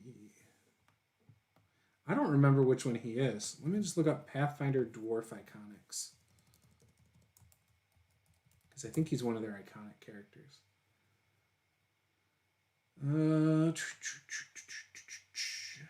It's the Ranger. He's a summoner, actually, I think. So he summons Dwarf Summoner, I think is what he is. He has like a giant bird thing that he summons. Yeah, look at this. Oh yeah, see, he's purple there too. So yeah, he's a summoner. Isn't that cool? Yeah, that level of detail is not in this miniature. Oh, I'm sure it's not. In other words, you're telling me that level of detail won't be there? Is that what you're trying to say? I mean, like. Ooh, look at this one. This person painted that same miniature with a ton of detail. Theirs is red. No, that detail's on here. That one is. But in the picture, it had all the embellishments down here. Yeah, It didn't have that. Yeah, I got you. I'm just giving you a hard time. I think it's going to look great. Here he is again right here. Maybe. He's going to look really bright at first. Look at that. He's got a skull in his stuff, too. Yeah, I know. I saw that in the back. That's cool. Looked like there was, like, a couple things going on. He's pretty sweet. So, I'm behind a little bit. You could precast Goodberry and use an action to hand the whole bush to an ally when need. The problem is you can only eat one Goodberry at a time. Yeah, and you can cast it, and how long do they last the whole day? Like a day, yeah, but you cast it on Every day. 8 or something 12, like I think, that at a time or whatever. They're meant for out of combat. But yeah, I get what you're saying. We played a game where we had a GM who let you eat a bunch of them in a handful. Josh, you and Roll Stats would have a fit if you heard Luke say necromancer. LOL. Why? How's he say it? Is the dwarf a wizard then, or what is he supposed to be? Yeah, he's a summoner. Now you're catching on Joshua Gibbers. Joshua, necromancer. He calls it a necromancer? What's wrong with him? Oh my gosh. So I tried to text Luke on air. This was after the people called him. I was trying to mess him up. Listening to Luke say chieftain is bad enough. Just say chief, man. Just say chief. How does he say chieftain? Yeah, how's he say that? They're over here Chieftain. making fun of Chieftain. How about dual wielding and multi-attack? So in Pathfinder, I don't know how that works yet. So there is no multi-attack. So multi-attack would literally be just your 3 attacks. Boom, boom, boom. Because you get 3 actions in a round. I'm looking at Pathfinder 2nd edition, by the way. Just got the book yesterday, so we're going to be probably playing it soon. We do run a few D&D streams, 5e on here. Wednesday nights and then Saturday nights. Every other Friday right now, we've got a Wildmount game as well, or Wildemount. What the hell is a chieftain anyway? I want to know what a necromancer is. Travis B. Off cam. AG Silver Radio. He's a summoner that pretty much sums it up. Milk here. I expect that dwarf artificer would be a good support class. Oh, but Cameron slaps AG through the Wi-Fi. Now you know my pain. All right, so I like that. So I would do the flurry, just so I get the much less penalties on the subsequent attacks.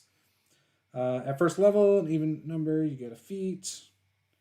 Second level, you get more stuff. So anyways, so that's what you get at first level, though. You get to choose a Hunter's Edge. You get that Hunt Prey ability. But I still think that 1 is really good. Now, looking through the feats at first level, because I'm not going to go beyond that right now. Animal Companion, Crossbow Ace, Hunted Shot, which takes an action, Monster Hunter, and Twin Takedown. So just off the names, I mean, the Animal Companion sounds fine. I'm not really interested in a Crossbow Ace. Hunted Shot sounds cool. You are wielding a ranged weapon with reload 0. You take 2 quick shots against the one you hunt. Make 2 strikes against you. What are you doing? Sorry. What are you doing? I'm not doing anything. I'm going to have to watch it afterwards. You take 2 quick shots against the one you hunt. Make 2 strikes against your prey with the required weapon. If both hit the same creature, combine their damage for the purpose of resistances and weaknesses. Apply your multiple attack penalty to each strike normally. So that says it's a single action, though. So it sounds like that is basically like a multi-attack. So with a single action, you get to do 2 attacks. I got distracted. I'm going to admit I was not listening. It's called Hunted Shot. Okay, cool. You don't have to reload to take your second shot. Oh, okay. And you would add your subsequent negatives like normal. So make 2 strikes against your prey with the required weapon. If both hit the same creature, combine their damage for the purpose of resistances and weaknesses. Apply your multiple attack penalty to each strike normally. So it sounds like you might be able to do Well, you'd have to reload on the second one, and then you could do 2 more probably. Mm-hmm. So maybe 1, 2, reload, 1, 2. Yeah. Maybe. I don't know. I gotta figure this out. I'm not sure. AG. Yeah, they do last 24 hours. You get 10 with the first level slot. 1 hit point per berry. Yeah. Yep, exactly. So you can cast it. You just can't eat them all, though. That's the one gripe about good berry in combat. But it's still good. Like, if someone's down, rather than stabilizing them, just pop a good berry in the mouth and they're at least alive again and moving. Joshua says, guys, gotta go. This was fun. I'll hit up the Discord, see if I can't find some folks to play with. Yeah, dude, Joshua, if you need help trying to find players in the Discord, I will help you out. I'll see if I can get some people together to help you. In the Discord, we have a looking for players channel. And at the top, I have a spreadsheet that I encourage people to fill out. And you put in your availability, games you want to play or run, and, makes it a little easier so then people can actually reach out to specific people about playing as well, rather than just posting in a chat and hoping they get back to them. Plus, the chat kind of goes a little fast sometimes, depending on how many people want to play games that month. AG, I've only played 5e. Yeah, 5e is a great game. So 5e is my preferred game to DM right now. It's still my favorite system. The thing about 5e is I feel like I've played most of the classes and character types that I'm excited about. I've been playing it since it came out. I've got a binder of over probably 50 characters I've played. I've made far more characters than that. Played a ton of one-shots, and so I think I just am looking for a game with a lot more options and customization. Yeah, I was going to say for there's characters. less customization in Correct. 5e, and so I think that's what kind of attracted him to Pathfinder in the first place. Mm-hmm. But I mean, prior to that, we had played second edition. We've played D&D second edition, Pathfinder first edition. Yeah, we played it. The green books. So I know, but we played it together. But I've also played the other editions. Yeah, you've played third, 3.5. Yeah. I haven't. I did play Pathfinder though. You played Pathfinder. I think I played it a handful of times more than you. I liked it to play in. To run it, it was a little bit hard for me at the time. But I was also a new DM kind of at the time. I had not DM'd a lot of games then. And so I had a lot to learn just about DMing alone, and then also trying to learn a system for me at the same time was a little difficult. So, but that was also 7 years ago. About 7 years ago. It was 2013, I think. So then when 5th edition came out, then we just jumped to that. Yep. And we sort of ported characters over, and the ones that didn't port over well. You chose a new character. Yeah. You didn't want to port one over. You're the only one that did that. Yeah. Everyone else ported their character over. But it was cool. It was a lot of fun, and it was easy because I feel like I learned that system almost overnight and felt very comfortable with it. And even though I had been running Pathfinder for a couple sessions and I had played it in their, what is it called, Pathfinder Society, I just was not comfortable with that system at the time. Since then, I've learned a lot, though. And I think, at least to play the game, I think Pathfinder 2e is going to be a lot of fun. To run it, I think I can learn it. I think I'm more willing now than I was back then. Just because I knew 5e was coming out and there was a buzz about it. I had done the play test. So yeah, I'm pretty excited about it. But anyways, it is a little bit different. It's needless to say. In fact, it's a lot different. There's a lot more crunch to it. There's a lot more situational modifiers. So for example, in this, within a couple levels, the DM's not going to know what your pluses and minuses are to things. You're going to rely on your players to know how to play their character. For example, if one person's playing a ranger, their subsequent penalties are not the same as the other person who's playing a barbarian and hitting every turn. And someone might have a feat that allows them to have different negatives, So every character is going to have different modifiers. It's not just based on a proficiency and a ability modifier. You know, it's going to have specific feat modifiers and, right. Like and all sorts of stuff. I think in 5e, it's pretty easy to say, oh, yeah, you know, that's not how this works, or I think you're doing that wrong. Like, you can literally watch somebody utilize, like, a spell or an ability or something like that, and you can just know say, what their numbers hey, dude, you didn't do it right, like, mm-hmm. you know, or they're like, oh, I rolled a 7, and then it's this, and you're like, I think you did something wrong. Right.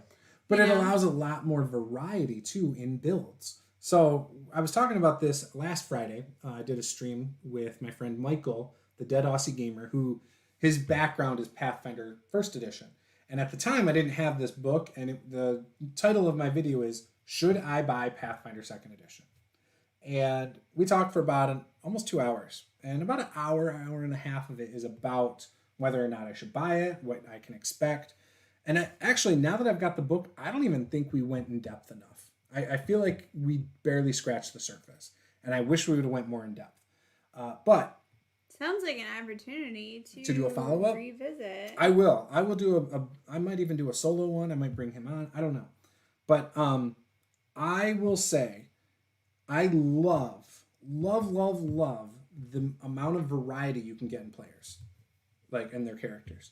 Not only from the background and the race, because even the race is not the same. Like if you choose a goblin and I choose a goblin, there's 5 sub races. Not to mention you also get to pick a feat, right? And there's multiple choices there. So you could choose the same subclass as another or sub race, and they're called ancestries, and it still might be completely different than everybody else at the table who might be playing the same ancestry. That's cool to me. Like that is awesome. I love that idea. So that's what gets me excited about it. And you can do that with your class. You can do that with your background. You know, you get a lot of options and customization, and that is what's cool. Also, not everybody can do the same stuff. Like not everybody gets an attack of opportunity from a creature moving out of its range. Only certain people with certain abilities can do that. So technically, monsters could run by certain characters and go straight at your spellcaster with no threat of being attacked as an opportunity attack, you know? So there's some cool things in the system that allow for different tactics. Using your shield actually costs one of your 3 actions. So to use your shield to bring it up and whatever is a reaction, or it's technically a reactionary thing, but it uses one of your actions. And then you get the bonus to your armor class because of it. There's different types of shields. Like you have a tower shield that if you use a tower shield, you can use it like normal for the AC bonus, or you can use it for full cover. So that's kind of cool too, because now things are hitting your shield. Your shields can break. You know, if they are hit enough, they break, and now they're useless, and now you're without a shield. You know, so there's a lot of different things that can happen narratively because of that. Like Michael was telling me he had an instance where a character brought his shield up to block a giant's attack, and it shattered. And so the remaining damage went through to the character or something, the way he described it. And it sounded really epic. And that sounded like a really cool experience that the mechanics lend themselves to do, you know? That's not going to happen in D&D. Mechanics aiding in roleplay. Yeah. I mean, he could have just worded it like, yeah, your shield breaks and you take an extra 7 damage of overflow or whatever, you know. And I'm assuming that's by the book how that works. But again, I don't know the rules yet. So to me, it sounds cool, but it is a difficult system to grasp at first. Character creation sounds like takes a while for a lot of people, especially since some of the things could be a little more clear. I'm excited to see when they come out with like a starter box what that looks like, because I think that'll probably make it really easy to understand how to make a character. Because their 1st edition starter box was amazing. And they did a good job. Oh yeah, we did get that, didn't we? Yep, yeah, I still have it on the shelf somewhere, I think. I don't know where it's at. Oh yeah, it's on the shelf. It's down there. Great box set though. In fact, I knew a lot of people who played Pathfinder just using the box set rules and ignoring the other rules. So I'm behind again.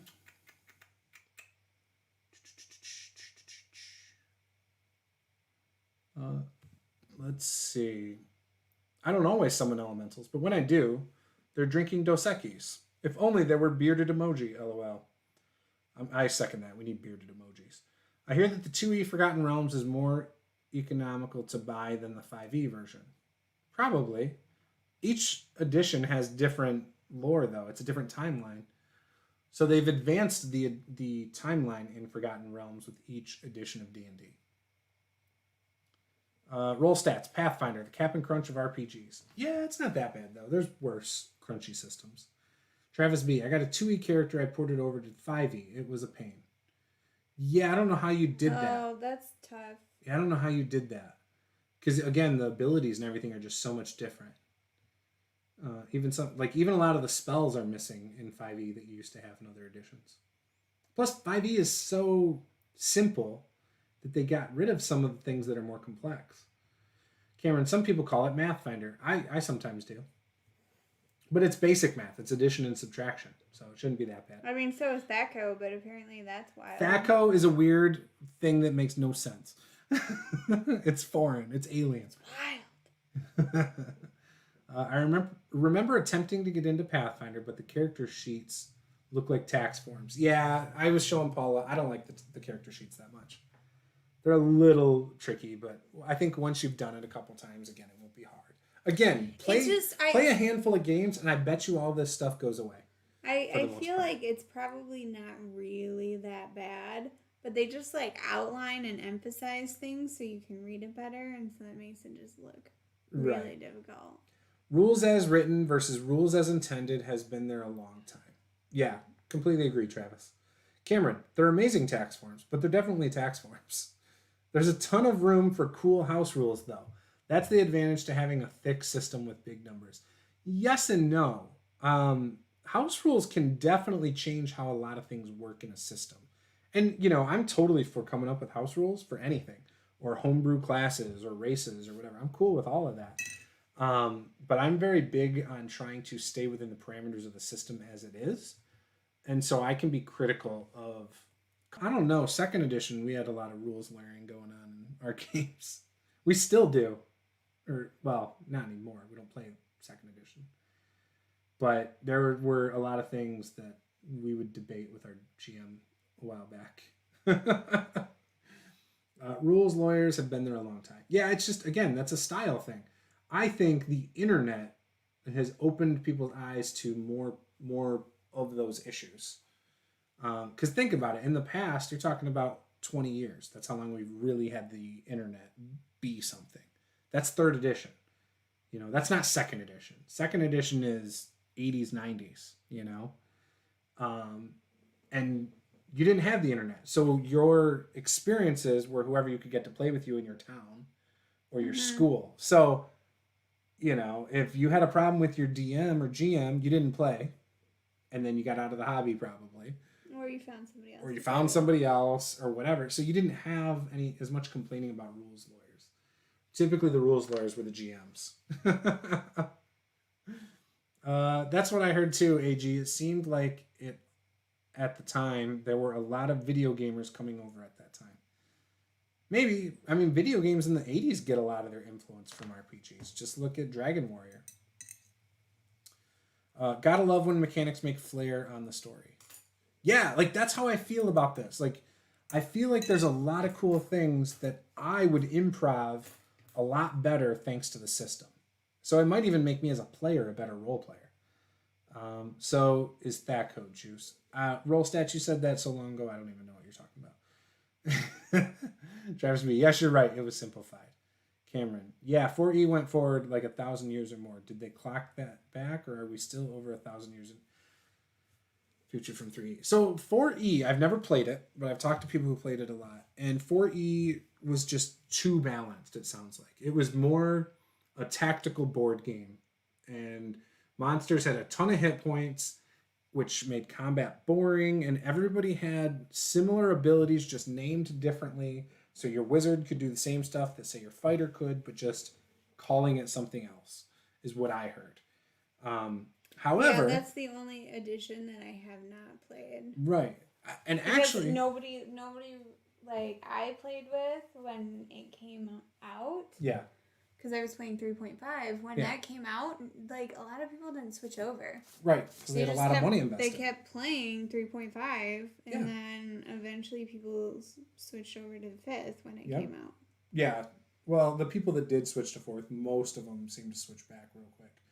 But yeah, so 4E, from what I've heard from people, though, is actually a fairly well-designed game. It's just not built to be fun. Like, the way it's set up is not that fun. And it doesn't lend itself to a lot of non-combat stuff, right? It doesn't give you a lot of stuff to do, like, ability-wise with exploring or socially and things like that. So that's what it sounds like are the big problems with that. But they've used a lot of things from 4E in 5E that have actually gone over really well with people who didn't play 4E. So there is some good there from what I've heard. And I would love to play a game of 4E sometime with like a pre-gen. I think it would be cool. Try to play it at like level 1, 5, and 10 and see what I think, you know. But I have a feeling I will get bored with the massive amounts of hit points that monsters have. AG Silver Radio. I myself am rules traditionalist, but some others in my group are rule of cool. Our DM is using mostly raw unless the rules don't cover something. Then he tends to say yes, but I'm a rule of cool DM. I try to go by the rules almost all the time. However, I'm willing to hand wave the rules when I think a player's trying to just do something awesome. And, you know, a lot of times you can tell it's blatantly not in the rules. Like, I want to jump off this balcony and land with my sword in the back of the bad guy. Okay, cool. Give me an athletics check. If you succeed, we're going to add all the falling damage into your sword attack. Like, that's not in the rules. That's just something I do because I think it's cool and I'm rewarding the players for coming up with some epic scene. Mm-hmm. So, Cameron said, I got sick of Raw. I felt like sticking to it was holding me back and slowing down the game. I don't feel that way with 5e. I think it actually helps 5e. I think it hurts like a game like Pathfinder, though, honestly. I'm a little worried about that as a GM. If I ever start running it, that I'll get stuck on that. Because that's what happened with first edition for me. But if I learn the system really well, it won't really be a problem. Jarvis Schaefer, Dragon Warrior. Yeah, it's a great game. So I was talking, well, you know what? I'm not even going to say it. Dragon Warrior is great. Hopefully one day you might see something cool come out of that. With my channel. I don't know, we'll see. AG Silver Radio. P.S. While I'm a rules traditionalist, I'm okay with homebrew rules as long as the DM makes clear what they are. Yeah, so I try to make sure my players know up front what my homebrew rules are going to be. Don't you think so? I try to. Yeah. I tell my players if something's going to be deadly. I tell them if I'm not going to hold punches. I let my players know I don't balance things by CR, things like that. The problem with the rule of cool is if the players can do it, so can the monsters. Yeah, but as a monster, I'm not going to do that. As a DM, I'm not going to have a kobold jump from the balcony and deal 4d6 falling damage as it falls 40 feet and stabs you in the back with a short sword. Like, that's not something I would do. I'm not out to get my players. But I like to reward my players for taking risks, because that's a risk, and doing cool cinematic movie-style things. If you can see it in Lord of the Rings or The Hobbit, I want my players to try it. So, anyways. So the hunted shot sounds cool. Monster Hunter. You swiftly assess your prey. Circumstance bonus on your next attack roll. That one's cool. Twin Takedown. You are wielding 2 melee weapons, each in a different hand. This is a single attack. You swiftly attack your hunted prey with both weapons. Make 2 strikes against your hunted prey, one with each of the required weapons. If both hit the same hunted prey, combine their damage for the purpose of its resistances and weaknesses. Apply your multiple attack penalty to each strike normally. That's cool. Yeah, I think Rangers actually would be kind of fun in this. They're good in combat. Don't you think? Yeah, I think it sounds like pretty cool. You thinking about what to do with him? No, I'm just... I like the flesh tone on him. It looks really good. Like, that's a really good flesh tone. Yeah. For his hands and stuff. I'm just working on him. Gotcha. Okay. Yeah, like the rule of cool is great as long as it's not abused either. Like I've always let my players jump off of tables, and I'll give them like an extra d6 of damage or double weapon damage. And if they crit, like I double it again. So which I has that happened? I think that may have happened once. Um, but yeah, I favor my players. You know, it's about the story of the game for me, and rarely am I out to get my players. Very rarely. So I think that's what any good DM would do. You know, they would they would not just try to murder their party. They do that, they're gonna have a short campaign. You know, good stuff. So what class do you, someone said Bard earlier? That they wanted to hear about the Bard. So bards in first edition Pathfinder get a they were really well received. Like a lot of people loved bards in first edition Pathfinder. So I think some people, from what it sounded like, at least maybe it was during the playtest, people were not as excited about the bard in second edition. And I think it's because in first edition you could play them in so many different ways. Like they could almost be a frontline fighter. They could, you know, do these other things. They could buff, they could heal, they could, you know, they're kind of like a jack of all trades, and they could be good at any of them. But I don't think in this one they were built that way. So we'll find out here in a second. Cameron says, yeah, please, Bard. Travis B says, play to the players. 100% agree with you, Travis. During combat, use magical performances to alter... Well, before I even get to that, you get 8 hit points from Bard. And your key ability is Charisma, which we already knew that. Saving throws, you're trained in Fortitude, trained in Reflex, and you're an expert in Will. So that's a Tier 1 proficiency in Fortitude, Tier 1 Reflex, Tier 2 in Will, just so you guys kind of get it. Skills, you're trained in Occultism, trained in Performance, trained in a number of additional skills equal to 4 plus your Intelligence modifier. Trained in Simple Weapons, trained in Longsword, Rapier, Sap, Shortbow, Short Sword, and Whip. Trained in Unarmed Strikes. Defenses, Light Armor and Unarmored Defense.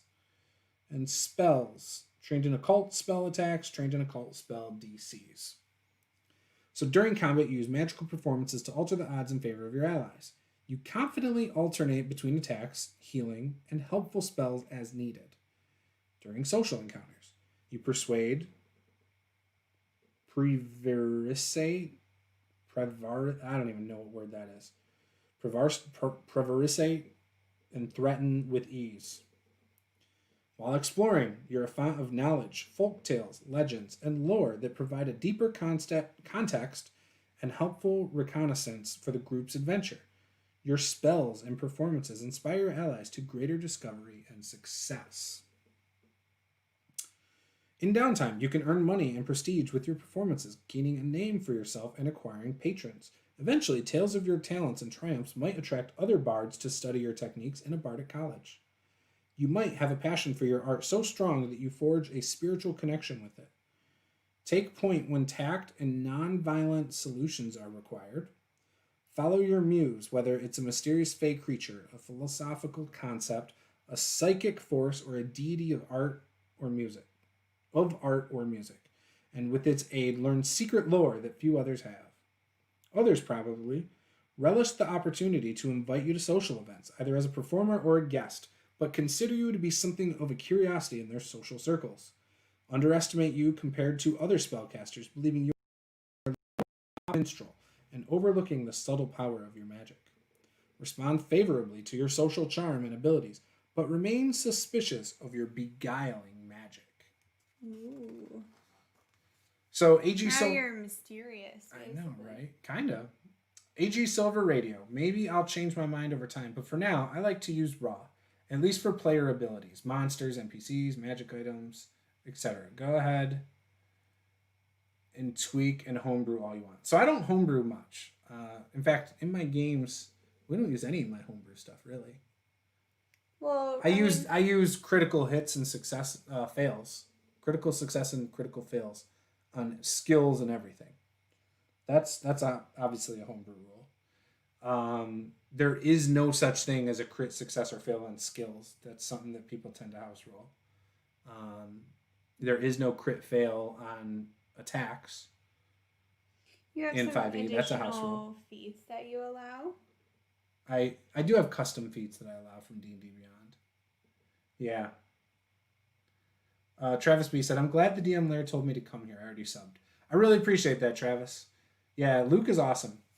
We do this a couple times a week, too. We got away from it for a minute when COVID started, but now we're back to doing this at probably once or twice a week at least.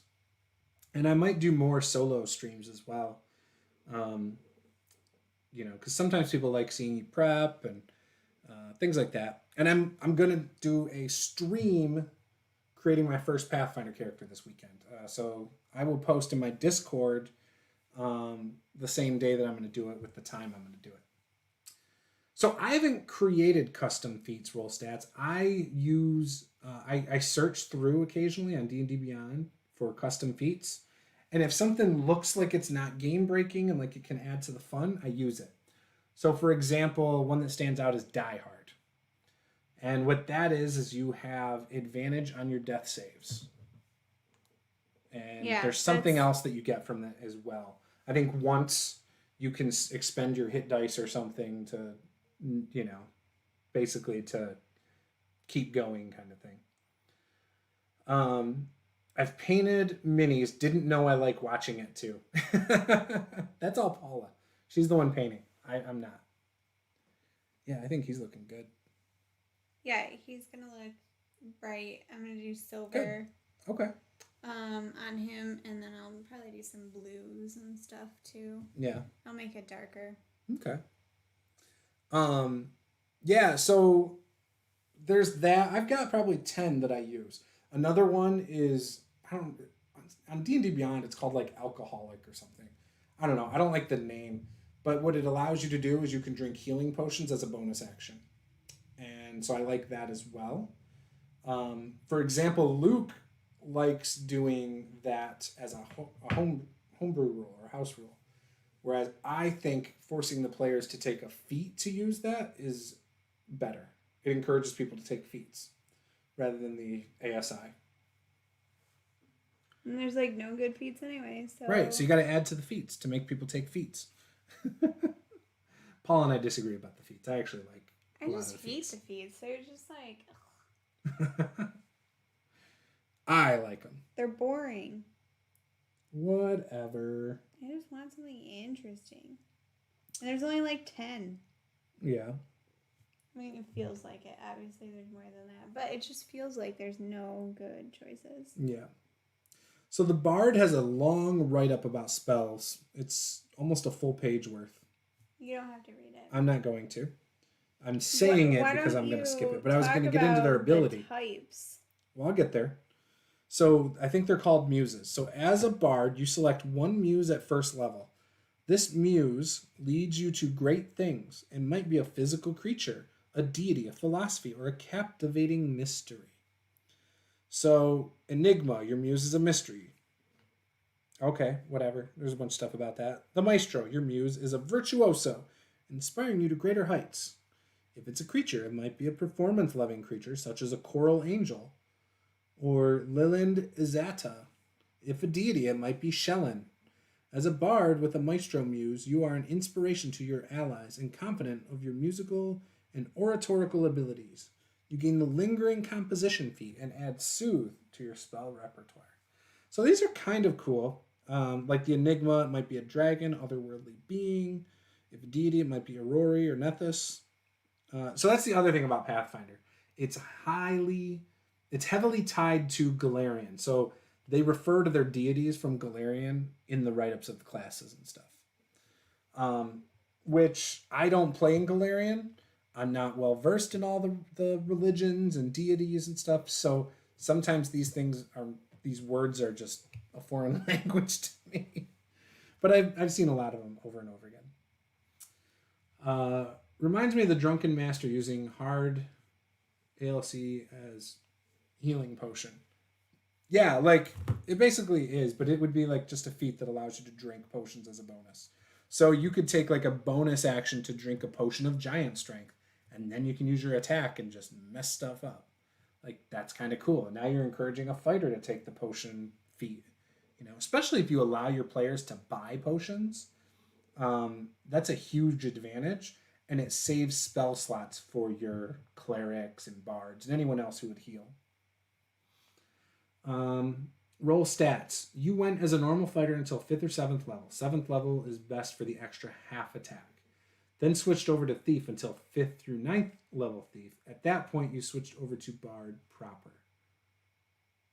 Why? What is that? Huh? I'm confused. Roll stats. Who switched over? I think he's talking about feats, kind of, but I'm not really sure. I think he's saying that like how you would multi-class. Oh. I don't know. Polymath. Your muse is the jack of all trades. Yeah. Okay. Anyway, so that's all the things you get. You basically get a muse, and you get your spells, which is 5 cantrips, 2 first level spells. At 2nd level, you get 1 additional first level spell.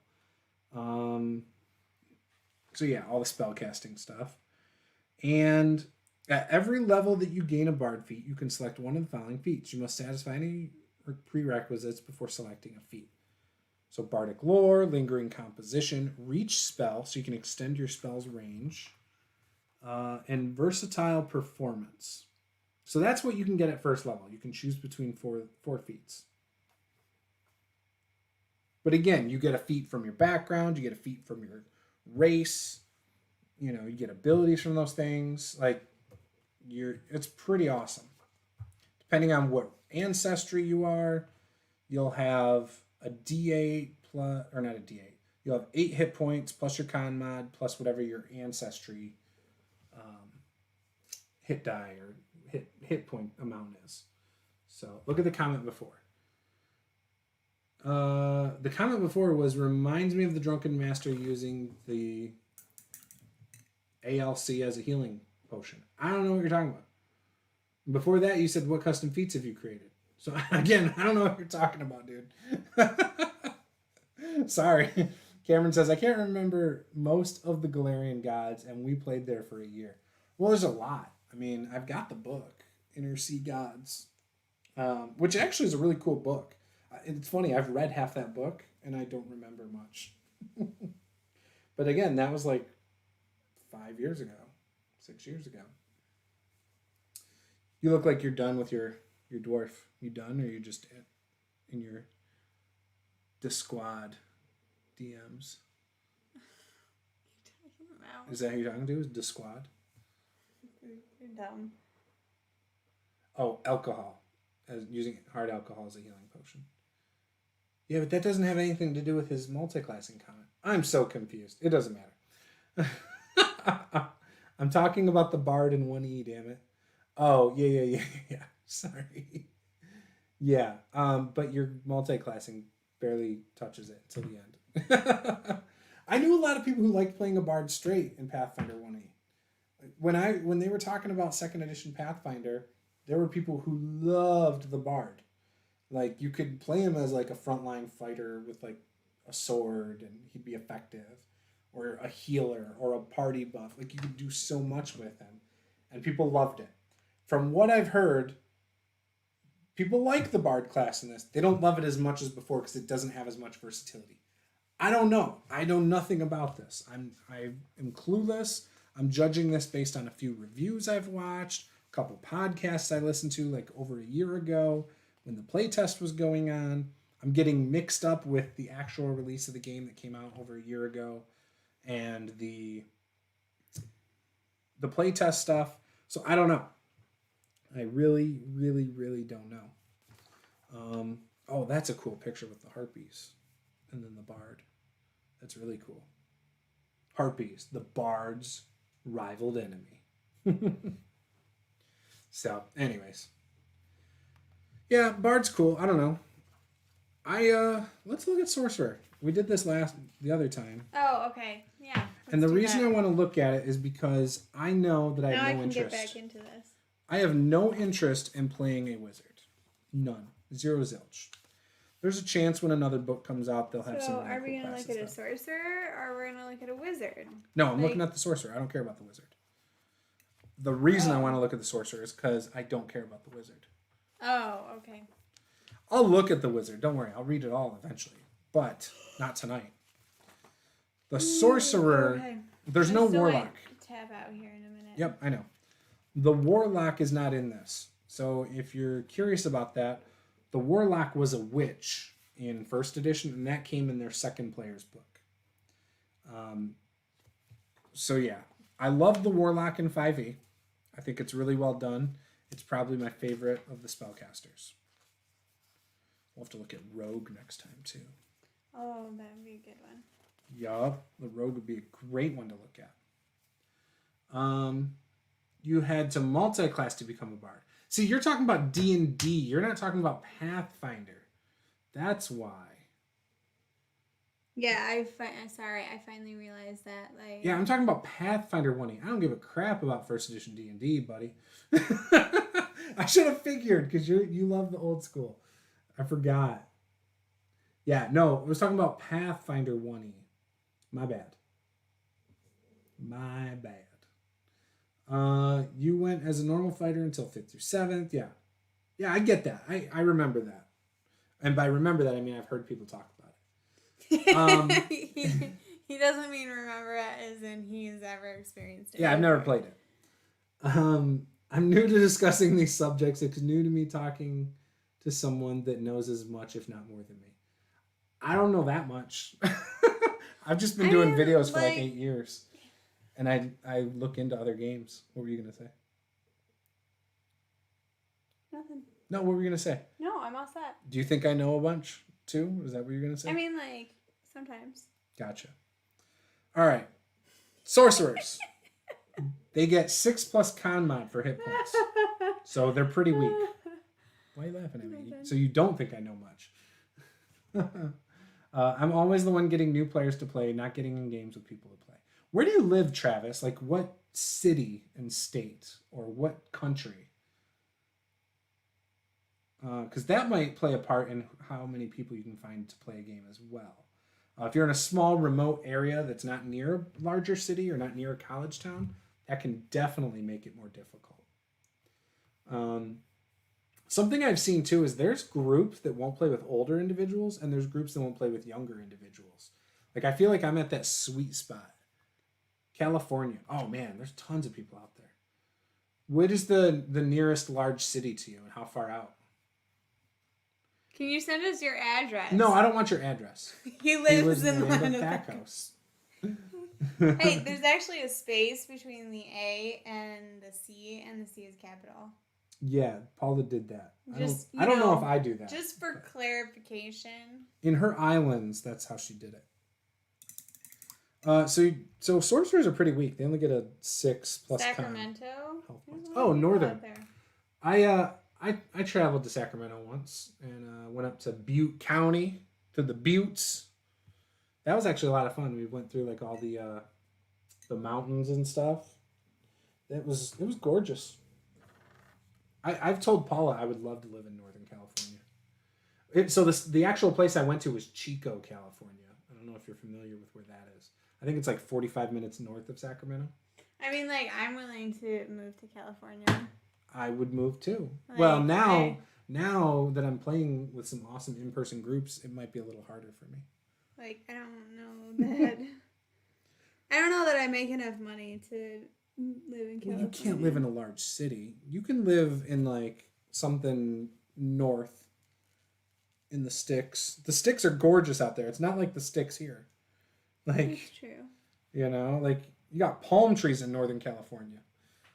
All right, Travis. If you're a gun guy, don't come to California. I don't have a gun. I'm not opposed to guns, but I'm also not like a gun-toting, person either. Like, oh, everyone needs guns. So, I'm like in the middle. I'm a moderate on gun Speaking control. of guns, oh jeez. My daughter went to like one of her doctor's appointments like 6 months ago, like just a regular physical, right? And she's 8. And so they ask you like these questions about your life and your lifestyle and stuff like that. And the doctor says, do you have any, like, Weapons in weapons your in the house. house, like any guns? And I'm like, no, we don't. And my daughter's like, yeah, we do.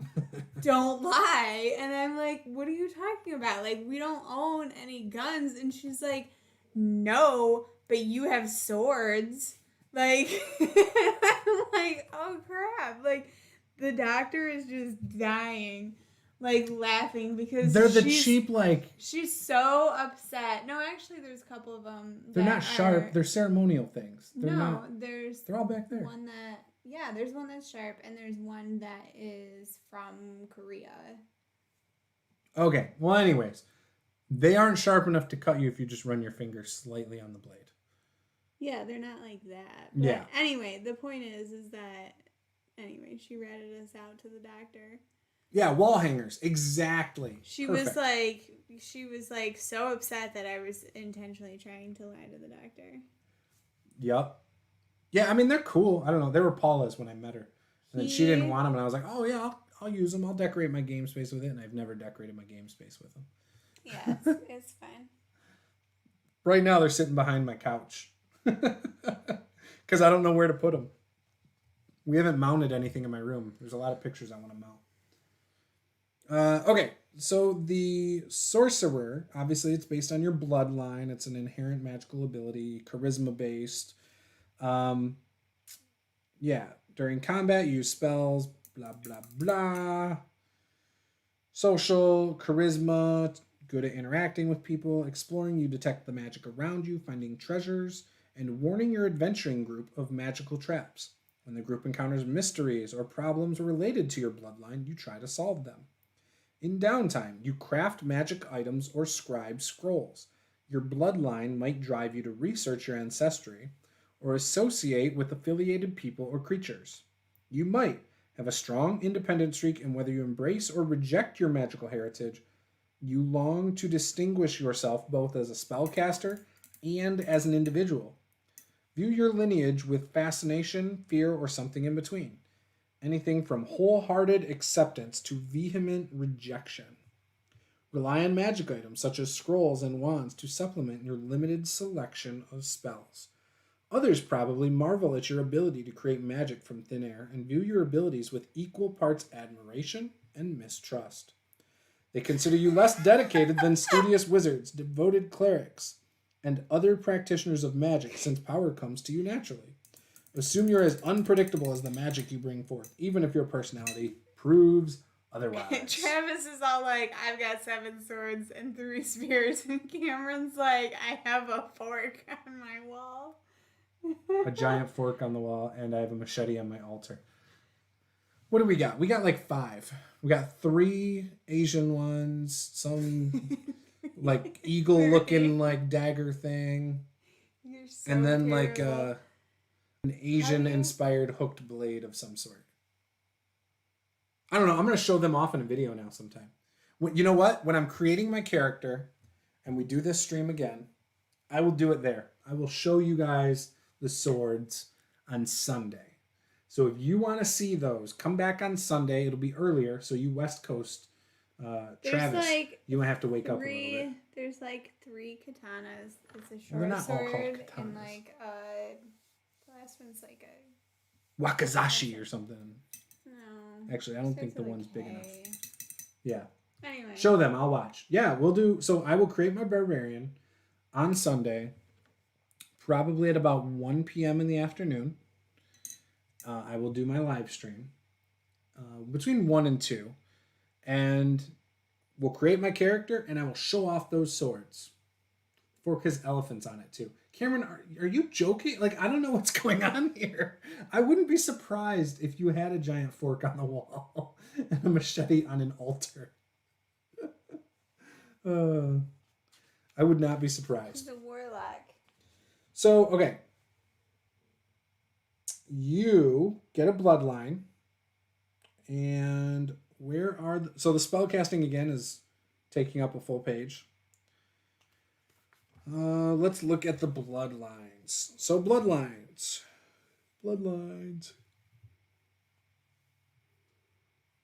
Man, where are they? Oh, that's right. Here's what they are. Aberrant is one. Angelic, demonic, diabolic, draconic, elemental, fey, hag, imperial, and undead. Those are all the bloodlines. Travis says, I like it if they aren't joking. And then Cameron said, I'm not joking. You have an altar? What's your altar too? Because isn't that like a religious thing? I said he's probably like a warlock. You think he's a warlock? Sure, why not? He's a witch. You think so? He's a witch. Oh, you're for real. Like, you're 100% for real, thinking he's a warlock. Yeah, like I meant like, yeah, like he's okay. the All right, that's cool with me. Right? I don't know. Hey, Cameron, are you a Wiccan? If you are, that's cool. We're not judging. I'm not a Wiccan. Paula's like interested in all that stuff. Like really interested. Ooh, counterspell at first level. What? Sorcerers can have counterspell at first level. Ooh, all of a sudden you're interested in being No, I just think that's a really powerful spell. Not joking. I'm a witch. Travis says, I've cast spells, but I don't claim wizard. Huh. Interesting. Yeah, see, I told you. Oh, I was talking about the sorcerer book. Sorcerer. I like that there's a lot of options. Like the bloodline thing. Like you can make a lot of different types of sorcerers. Like I'm not going to finish that tonight. I'll look into that again and maybe talk about it in a future stream. But I just love, again, he says I'm not Wicca, but I mix pantheism with my magic. Okay. Well, whatever. I can't tell if you're joking or not. I don't think he's joking. So I... Like... What? I don't know. You're so weird. I'm weird? Yeah, you don't... Whatever. So I love the fact that there's a ton of different things. Because you can, again, like if you played a sorcerer and I played a sorcerer in the same group, it's different. Yes. Like you can make it so vastly different it doesn't feel the same. There's so much room for activities. Love it. Roll stats. You're still up for running our Pathfinder game in like a month, right? I think the earliest we would be able to do is like the first week of July for Pathfinder. Because we're doing Call of Cthulhu in 2 weeks. And then we have Descent into Avernus on that 3rd week. And then we're going to have... Actually, we might be able to squeeze the final weekend of June as the Pathfinder game. Roll Stats says I'm in. Great. Do you think Wiccans are weird? Who, me? No. When I was in Marine Corps boot camp, we had a couple Wiccans in our platoon.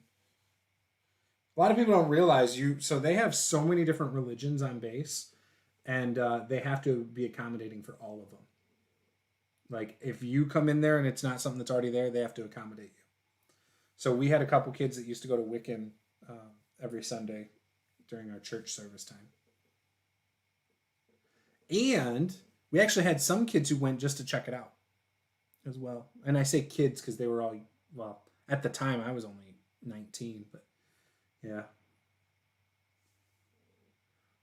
I think it's great to be open about it. I don't think there should be any reason not to be. Not joking, just open about it. I listen to the Bible and work with Odin and Freya and others. Interesting. Oh, cool. Yeah, Paul is into that stuff. I'm not that into religions. I think some stuff is interesting about them, but I don't dive too deep into different religions or anything. Yeah. But I don't care what other people believe. You can believe whatever you want. If you want to be Catholic or Muslim or Wiccan or pagan or whatever. I don't know. If you want to believe in Greek mythology, whatever. You want to believe in Galarian's deities, do it. As long as you're not harming anybody else. The spells I cast were a combo of Wiccan and Celtic run magic, and it worked and scared me. Interesting. I'm done. You could just turn this so that it looks at you. No, we're good. If you want to keep talking to them. We're good. So we're gonna wrap today. We actually went about 30 minutes over what we were gonna. So that's cool. It was fun though. I had fun. I'm glad all you guys joined us. Pastafarian. I've seen that religion thing. We appreciate you guys joining us. If you haven't had the chance yet, we would love it if you'd subscribe. We try to do this on Sunday nights and Monday nights typically. Obviously, Friday nights are a good night for us to do it as well. So we sometimes do it on Fridays, especially if we haven't done it in a couple days or if we're in the middle of something. And then we play pretty much every Saturday, it seems. Play some D&D on this channel. We're going to play Call of Cthulhu in a couple weeks, and we're going to be starting a Pathfinder 2nd Edition campaign. I got a 5e game every Wednesday on this channel. I also do just regular YouTube videos. So, yeah, if any of that sounds cool, subscribe, stick around, have some fun with us. You can interact with me on Facebook, Twitter, Instagram, Discord. Places. I'm very easy to reach. So again, if any of that sounds good, follow me in all the places. With that, guys, thanks again. Game on.